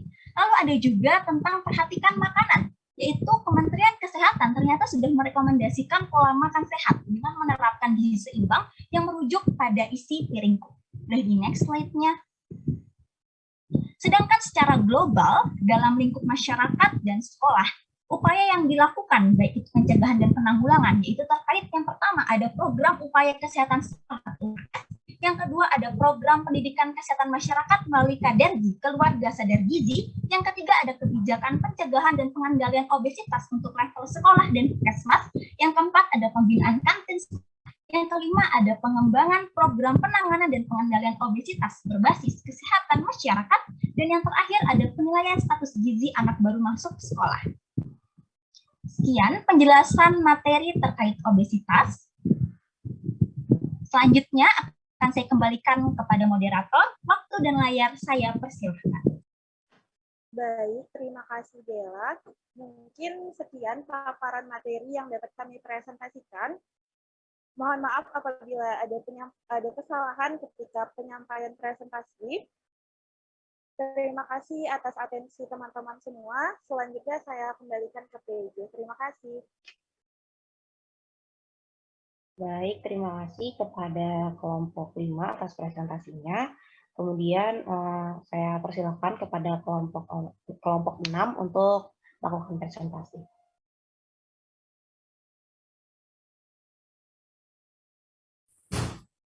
Baik, Assalamualaikum warahmatullahi wabarakatuh. Selamat siang dan salam sejahtera untuk kita semua. Saya mengucapkan terima kasih kepada dosen pengampu mata kuliah Dasar Ilmu Gizi Kesehatan Masyarakat pada siang hari ini, yaitu Ibu Reni Noviasti, SKM MKes, yang sudah memberikan kesempatan kepada kelompok kami untuk presentasi kali ini dengan topik anemia gizi besi pada anak dan remaja. Dengan itu, saya selaku moderator izin memperkenalkan anggota kelompok kami. Yang pertama, Rizky Dwi Saputri. Yang kedua, Altia Inoya Adristi. Yang ketiga, Imelda Suci Lestari. Yang keempat, Kusno Khotimah. Yang kelima, Sri Sinta Awalinda. Dan yang terakhir, Nabila Jihan Yusrina. Baik, untuk penjelasan selanjutnya akan disampaikan oleh anggota kelompok kami. Kepada Altia, dipersilakan. Baik, saya izin masuk. Langsung ke pembahasan dari anemia gizi besi.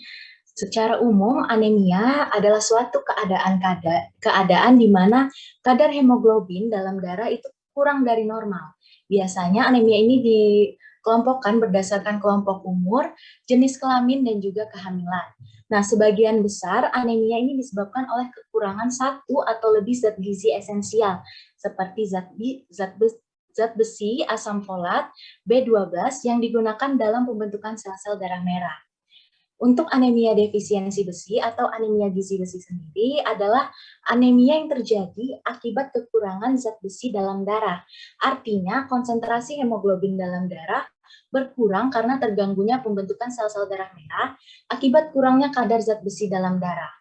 Nah, tanda-tanda dari anemia gizi besi ini dimulai dengan menipisnya simpanan zat besi dan bertambahnya absorpsi zat besi yang digambarkan dengan meningkatnya kapasitas pengikatan besi. Pada anak-anak, anemia defisiensi besi atau anemia gizi besi dapat disebabkan oleh beberapa faktor. Yang pertama itu asupan zat besi pada masa kehamilan tidak tercukupi, sehingga mengakibatkan bayi lahir dalam kondisi kekurangan zat besi. Yang kedua, pola makan yang keliru sehingga anak kekurangan asupan besi dari makanan sehari-hari. Nah, ini biasanya karena orang tua cenderung membiarkan anak bebas memilih makanan yang disukainya, yang ternyata minim kandungan zat besi. Faktor yang lainnya yaitu minum susu formula rendah zat besi. Nah, zat besi pada susu formula memiliki bentuk ikatan non-heme sehingga lebih sulit diserap oleh usus. Boleh di next ke slide yang selanjutnya. Baik, untuk diagnosis anemia zat gizi ini ditentukan dengan tes screening dengan cara mengukur kadar Hb, hematokrit, dan volume sel darah merah. Konsentrasi Hb dalam sel darah merah dengan batasan terendah 95% acuan. Untuk kadar hematokrit dan hemoglobin yang normal, pada anak-anak itu 30 hingga 44% itu untuk hematokritnya. Untuk hemoglobinnya, anak-anak usia sekolah itu 11,9 hingga 15 gram per desiliter. Untuk remaja laki-lakinya 12,7 hingga 17,7 gram per desiliter. Dan remaja perempuannya 11,9 hingga 15 gram per desiliter. Nah, untuk diagnosis penyakitnya, untuk diagnosis masalah gizinya sendiri itu melalui anamnesis, pemeriksaan fisis, dan juga pemeriksaan penunjang. Mungkin untuk mempersingkat waktu, nanti teman-teman bisa baca PowerPoint dari kelompok kami. Boleh di next. Tren dari tahun ke tahun angka kejadian anemia gizi besi ini berdasarkan riset kesehatan, data riset kesehatan dasar tahun 2007, 2013, dan 2018 ini terlihat adanya tren peningkatan prevalensi anemia pada remaja. Nah, pada tahun 2018 terdapat 32% remaja di Indonesia yang mengalami anemia. Hal ini berarti bahwa terdapat kurang lebih 7,5 juta remaja Indonesia yang beresiko untuk mengalami hambatan dalam tumbuh kembang, kemampuan kognitif, dan juga rentan terhadap penyakit infeksi. Salah satu intervensi yang dilakukan dalam upaya menurunkan prevalensi anemia pada remaja ini adalah dengan suplementasi zat besi dan asam folat melalui pemberian tablet tambah darah. Dan pada tahun 2018 ini terdapat 76,2% remaja putri yang mendapatkan tablet tambah darah dalam 12 bulan terakhir. Namun hanya sebanyak 2,13% diantaranya yang mengonsumsi tablet tambah darah sesuai dengan anjuran. Boleh di next. Baik, untuk slide ini dan slide selanjutnya akan dilanjutkan oleh teman kelompok saya, Kusnul Fatimah. Pada Kusnul Fatimah, saya persilakan. Baik, selanjutnya yaitu faktor risiko atau determinan anemia gizi besi. Yang pertama ini ada asupan zat besi. Jadi rendahnya asupan zat besi sering terjadi pada orang-orang yang mengonsumsi bahan makanan yang kurang beragam dengan menu makanan yang terdiri dari nasi, kacang-kacangan, sedikit daging unggas, ikan yang merupakan sumber zat besi. Yang kedua ini ada penyerapan zat besi. Diet yang kaya zat besi tidaklah menjamin ketersediaan zat besi dalam tubuh karena banyaknya zat besi yang diserap sangat tergantung dari jenis zat besi dan bahan makanan yang dapat menghambat dan meningkatkan penyerapan besi. Yang ketiga ada kehilangan zat besi. Kehilangan zat besi melalui saluran pencernaan, kulit dan urin disebut juga kehilangan zat besi basal. Pada wanita, khususnya pada wanita ini, selain kehilangan zat besi basal, juga kehilangan zat besi melalui menstruasi. Di samping itu, kehilangan zat besi disebabkan pendarahan oleh infeksi cacing di dalam usus. Yang terakhir ini ada kebutuhan meningkat. Kebutuhan zat besi akan meningkat pada masa pertumbuhan seperti pada bayi, anak-anak, remaja, ibu hamil, menyusui. Kebutuhan zat besi juga meningkat pada kasus-kasus pendarahan kronis yang disebabkan oleh parasit. Boleh next? Selanjutnya ini ada program pencegahan atau penanggulangan anemia gizi besi. Jadi upaya apa saja sih yang dilakukan dalam pencegahan penanggulangan anemia? Ini yang pertama ada suplementasi tablet besi. Jadi pemberian suplementasi zat besi menguntungkan karena dapat memperbaiki status hemoglobin dalam waktu yang relatif singkat. Di Indonesia pil besi ini umumnya digunakan dalam suplementasi zat besi. Ini seperti fluorosulfat. Yang kedua ini fortifikasi makanan dengan zat besi. Jadi fortifikasi makanan itu sendiri adalah menambahkan atau meningkatkan zat besi tertentu ke dalam bahan pangan khususnya zat besi untuk meningkatkan kualitas makanan. Biasanya fortifikasi ini dilakukan untuk menambahkan zat gizi yang secara alami tidak ada di dalam makanan atau minuman tertentu. Jadi fortifikasi juga bisa dilakukan untuk mengembalikan suatu zat gizi yang hilang dalam proses pengolahan makanan dan minuman. Jadi tujuan utama yang dilakukan fortifikasi makanan ini untuk membantu memastikan anak-anak maupun remaja mendapatkan asupan gizi yang cukup. Selanjutnya ini adalah mengonsumsi tablet tambah darah. Dalam upaya mencegah dan menanggulangi anemia, salah satunya dengan mengonsumsi tablet tambah darah, dan ini telah terbukti dari berbagai penelitian bahwa suplemen zat besi ini meningkatkan kadar hemoglobin. Selanjutnya, mengonsumsi pangan hewani. Mencegah dan penanggulangan selanjutnya ini adalah meningkatkan konsumsi zat besi dari pangan hewani dalam jumlah cukup. Namun karena harga cukup tinggi, sehingga masyarakat sulit menjangkaunya. Untuk itu diperlukan alternatif lain untuk mencegah anemia gizi besi ini. Memakan ragam makanan yang memiliki zat besi saling melengkapi termasuk vitamin yang dapat meningkatkan penyerapan zat besi seperti vitamin C. Yang terakhir ada penanggulangan penyakit infeksi dan parasit. Baik, demikianlah materi yang bisa kami sampaikan. Selanjutnya kami mohon maaf yang sebesar-besarnya kepada teman-teman semua apabila di dalam penyampaian tadi mungkin ada kesalahan kata atau beberapa pernyataan yang tidak sesuai dalam pemaparan. Sekian, terima kasih. Wassalamualaikum warahmatullahi wabarakatuh. Saya kembalikan ke PJ. Baik, terima kasih kepada kelompok 6 atas presentasinya.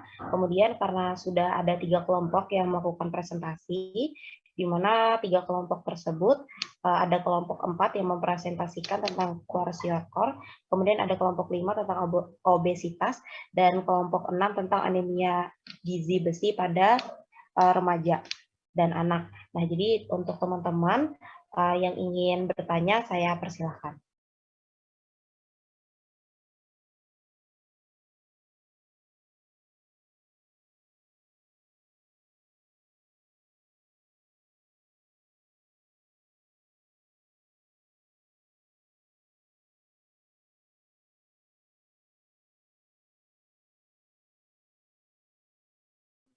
Oke, baik.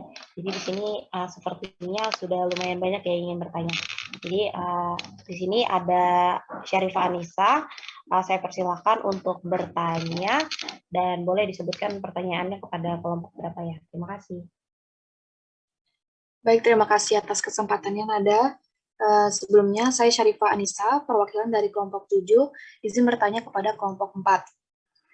Dari pemeriksaan klinis diagnosis kwashiorkor dengan gejala kondisi umum tampak sangat kurus, tulang-tulang tapak menonjol, hilangnya jaringan lemak sehingga tapak seperti berpakaian longgar, perubahan pada kulit dan rambut, serta adanya edema. Pertanyaan dari saya adalah, apabila dari pemeriksaan tersebut tidak ditemukan adanya edema, apakah bisa disebut atau didiagnosis dengan gejala kwashiorkor? Itu saja pertanyaan dari saya, terima kasih. Baik, terima kasih Syarifah Anissa atas pertanyaannya. Untuk kelompok 4, apakah pertanyaannya sudah cukup jelas? Sudah jelas, Nazlia. Oke, baik. Mungkin untuk selanjutnya saya persilahkan kepada Imelda Failina untuk bertanya. Oke, baik. Terima kasih untuk kesempatannya. Langsung saja. Saya ingin bertanya untuk kelompok 6, anemia gizi besi. Bagaimana atau tindakan apa yang dapat dilakukan jika kita menemui seorang ibu hamil? Namun ibu hamil ini sendiri tidak tahu atau tidak sadar bahwa dia terkena anemia. Dan tindakan apa yang harus dilakukan agar ibu hamil ini tahu dan sadar bahwa ia terkena anemia gizi besi pada ibu hamil dan melahirkan? Terima kasih. Baik, terima kasih Imelda atas pertanyaannya. Untuk kelompok 6, apakah pertanyaannya sudah jelas?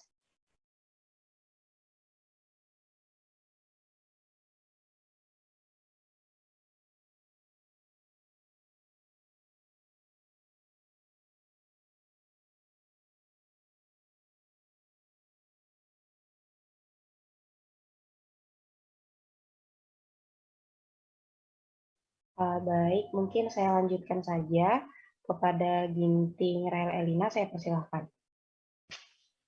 Baik, terima kasih atas kesempatannya.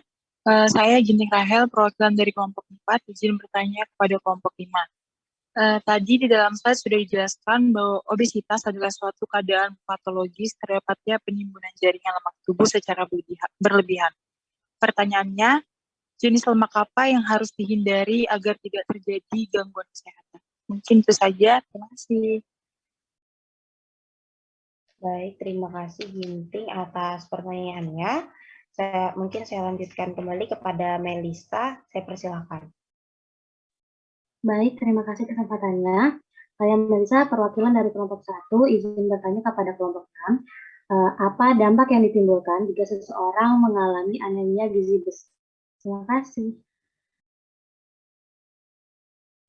Baik, terima kasih Melisa atas pertanyaannya. Mungkin boleh kita lanjutkan kepada Nur Hidayah.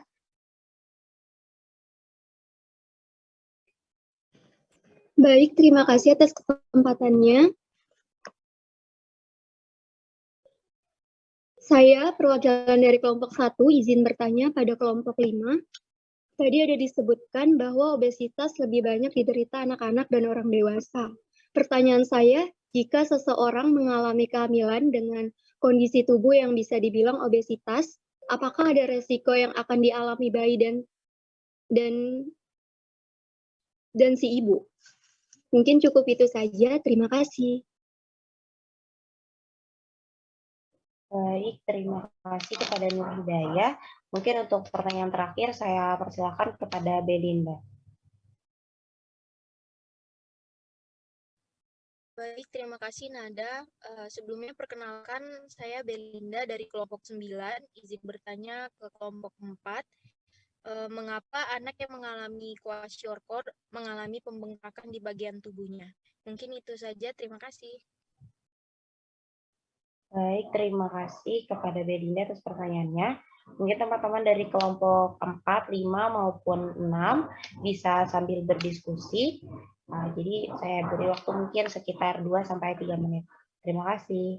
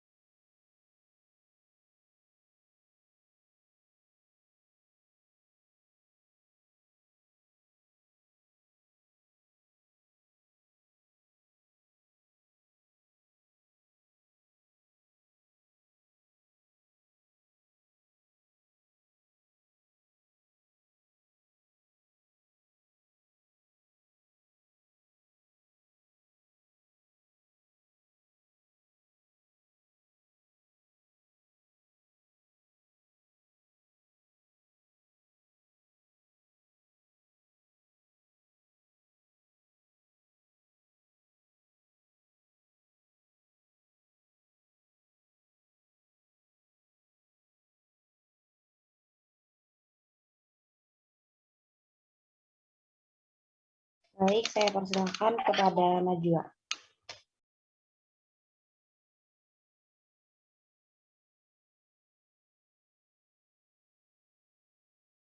Baik,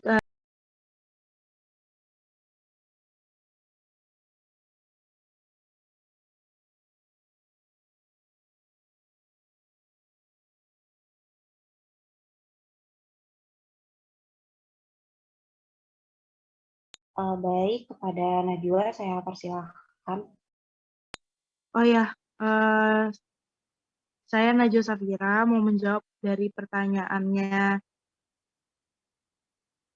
Syarifah Anissa, kelompok 7. Untuk penentuan kwashiorkor itu tidak hanya berpacuan hanya pada satu determinan, namun jika ditanya apakah tidak ditentukan edema, apakah masih dikatakan kwashiorkor, jawabannya belum tentu, karena indikator utama penentuan kwashiorkor balik lagi ke standar defisiensi gizinya, apakah melampaui batas lebih dari minus 3 standar defisiensi gizinya atau tidak, dan apakah LLA-nya kurang dari 14 cm, serta adanya pemeriksaan antropometri, indikator edema juga di indikator dalam penentuan kwashiorkor. Namun, jika tidak ada endema, belum tentu tidak kwashiorkor. Perlu ada pemeriksaan lanjut mengenai determinan lainnya, seperti itu.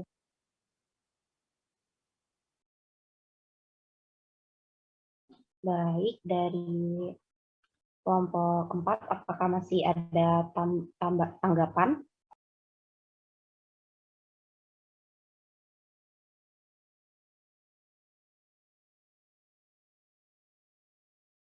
Izin masuk, Nazlia. Baik, silakan Gasela, tapi suaranya agak kecil.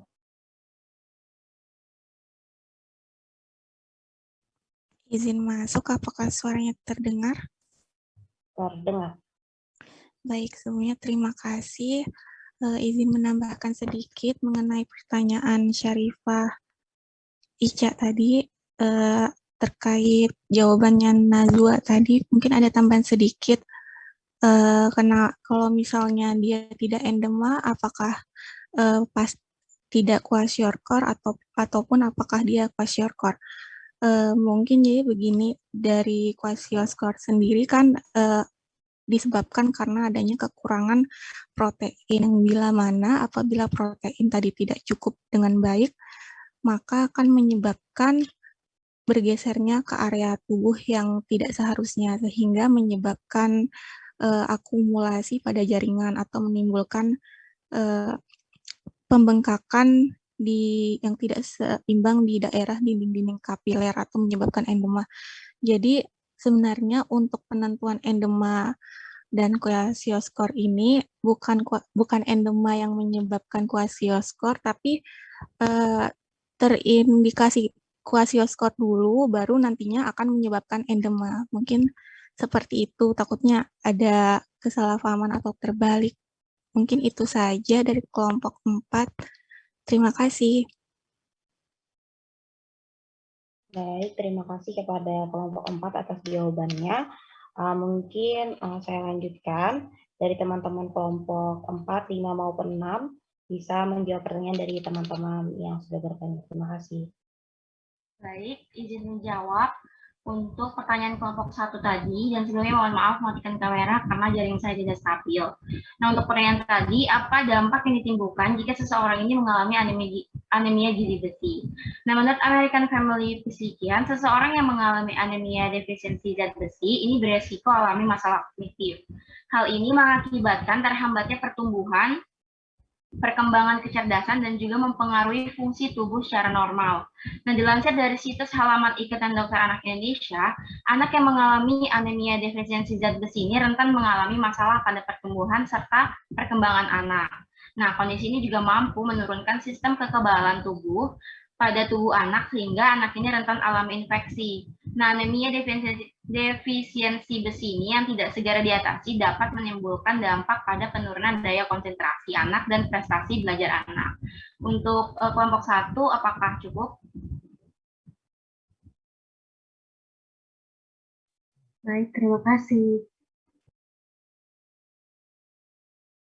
Baik, terima kasih kepada Imelda atas jawabannya. Mungkin boleh dilanjutkan dari teman-teman kelompok 4, 5 maupun 6.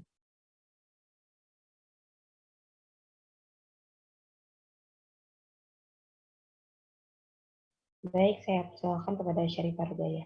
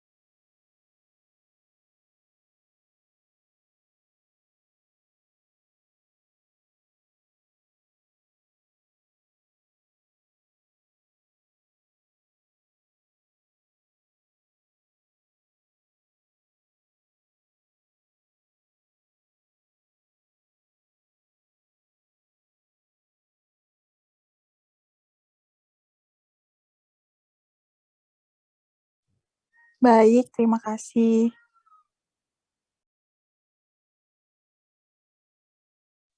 Baik, mungkin boleh dilanjutkan oleh teman-teman yang lain. Baik, izin masuk untuk menjawab pertanyaan dari Nur Hidayah mengenai dampak obesitas bagi ibu hamil dan bayinya.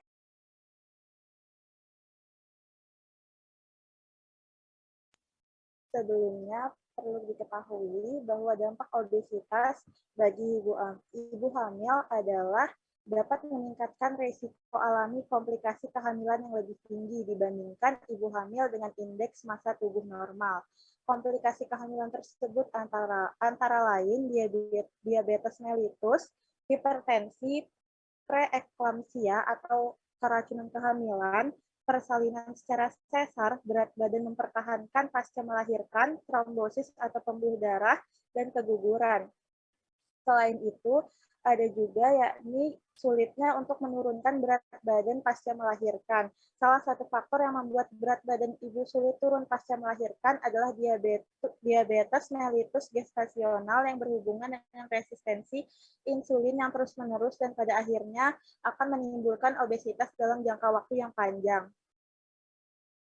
Selain itu, kelebihan pada berat badan juga membuat kemungkinan komplikasi dalam proses persalinan. Antara lain, persalinan dapat dilakukan secara operasi atau pasca operasi meningkat.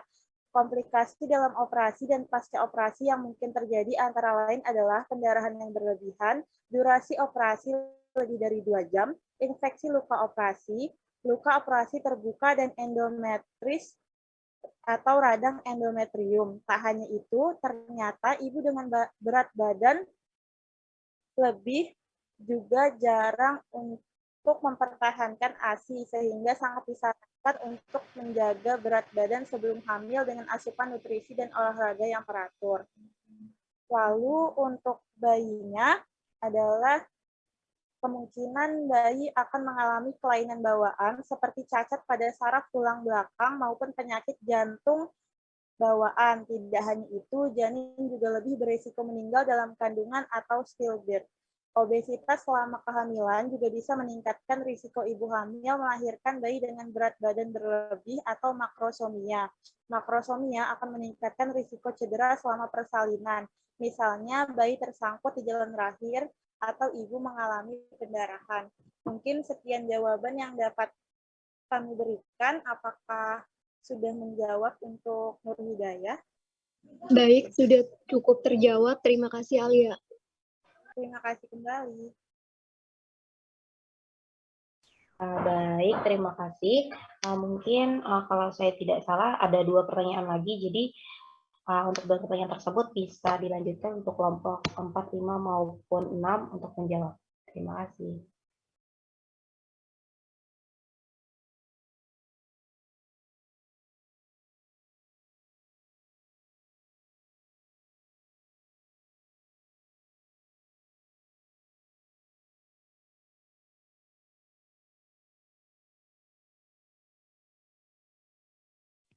Baik, izin masuk Nazria.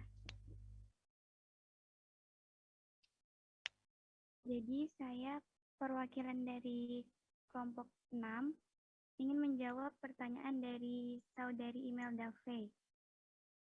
Pertanyaannya tadi, bagaimana tindakan apa yang dapat dilakukan jika kita menemui seseorang ibu hamil, namun ibu hamil ini sendiri tidak tahu atau tidak sadar bahwa dia terkena anemia, dan tindakan apa juga yang harus dilakukan agar ibu hamil tahu dan sadar bahwa ia terkena anemia gizi besi pada ibu hamil dan melahirkan. Jadi, kebanyakan ibu hamil mungkin tidak menyadari adanya peningkatan kebutuhan zat besi yang diperlukan tubuh, terutama pada trimester kedua dan ketiga, saat kebutuhan tubuh akan sel darah sangat meningkat drastis. Jika ibu hamil berada dalam kondisi kekurangan zat besi, untuk membentuk hemoglobin yang diperlukan, maka ibu hamil beresiko mengalami anemia. Jika ibu hamil mengalaminya, kita dapat memberitahukan agar ibu hamil mengonsultasikan kepada dokter agar pemeriksaan dapat dilakukan, terutama pemeriksaan darah. Umumnya, pemeriksaan darah dilakukan dengan memeriksa kandungan hemoglobin dalam darah. Dengan deteksi dini anemia, Tindakan pengobatan pun kemudian dapat dilakukan. Jadi, oleh karena itu sangat penting untuk memeriksakan kesehatan secara rutin pada setiap usia kehamilan, meskipun ibu tidak merasa sakit. Pemeriksaan hemoglobin yang teratur diperlukan ketika ibu hamil memutuskan untuk hamil, sehingga beberapa terapi pencegahan bisa dilakukan sejak dini. Anemia yang dibiarkan hingga akan memasuki waktu kelahiran akan sangat membahayakan, dan resiko yang terjadi bukan hanya berdampak bagi ibu hamil saja, tetapi juga bayi yang akan dilahirkan.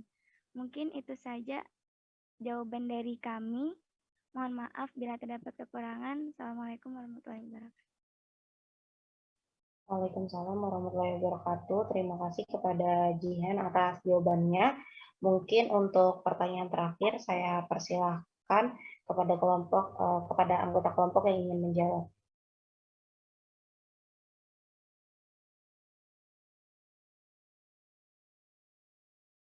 Izin masuk.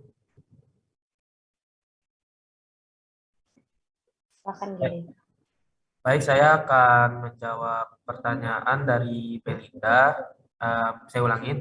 Pertanyaan tadi itu, kwashiorkor itu sebenarnya adalah salah satu bentuk dari malnutrisi atau kekurangan gizi yang dapat memicu busung lapar.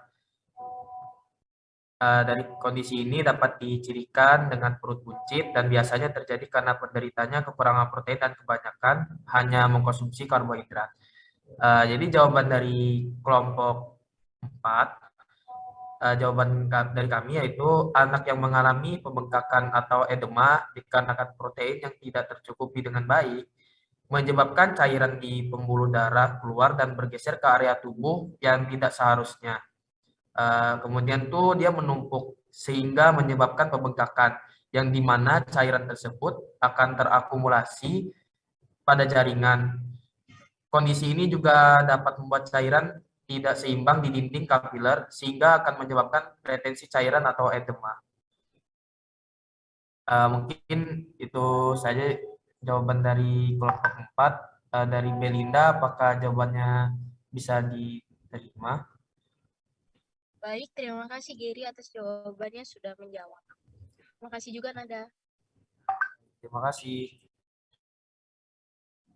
Baik, terima kasih kepada teman-teman yang sudah memberikan pertanyaan kepada kelompok 4, 5 maupun 6. Mungkin saya persilahkan terlebih dahulu kepada Ibu Reni jika ingin memberikan tanggapan.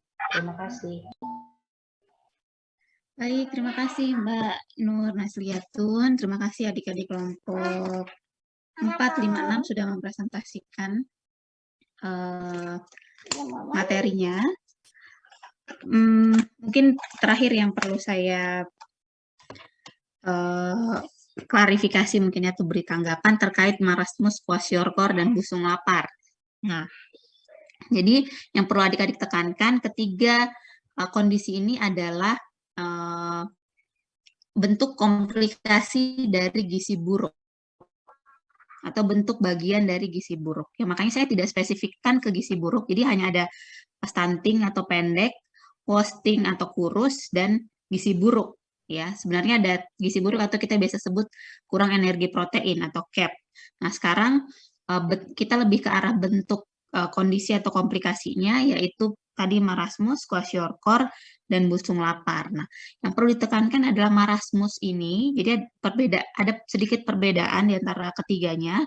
Marasmus ini adalah kondisi kekurangan karbohidrat jangka panjang. Ya, jadi dia tidak, makanya biasanya cenderung diderita oleh anak-anak pada keluarga ekonomi lemah, karena jenis sumber karbohidrat yang paling murah saja kan di antara semua jenis sumber zat gizi yang paling murah itu karbohidrat.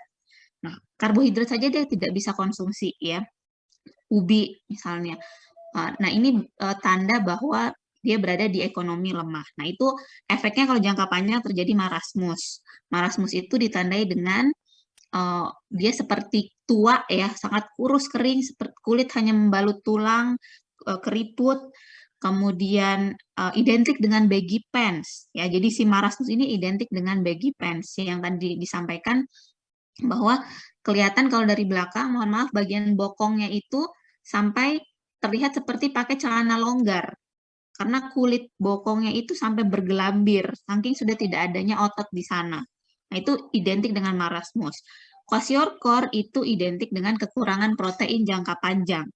Jadi dia tidak bisa konsumsi makan-makan sumber protein ya, telur, ikan, ayam, dan seterusnya. Akhirnya terjadi edem tadi ya.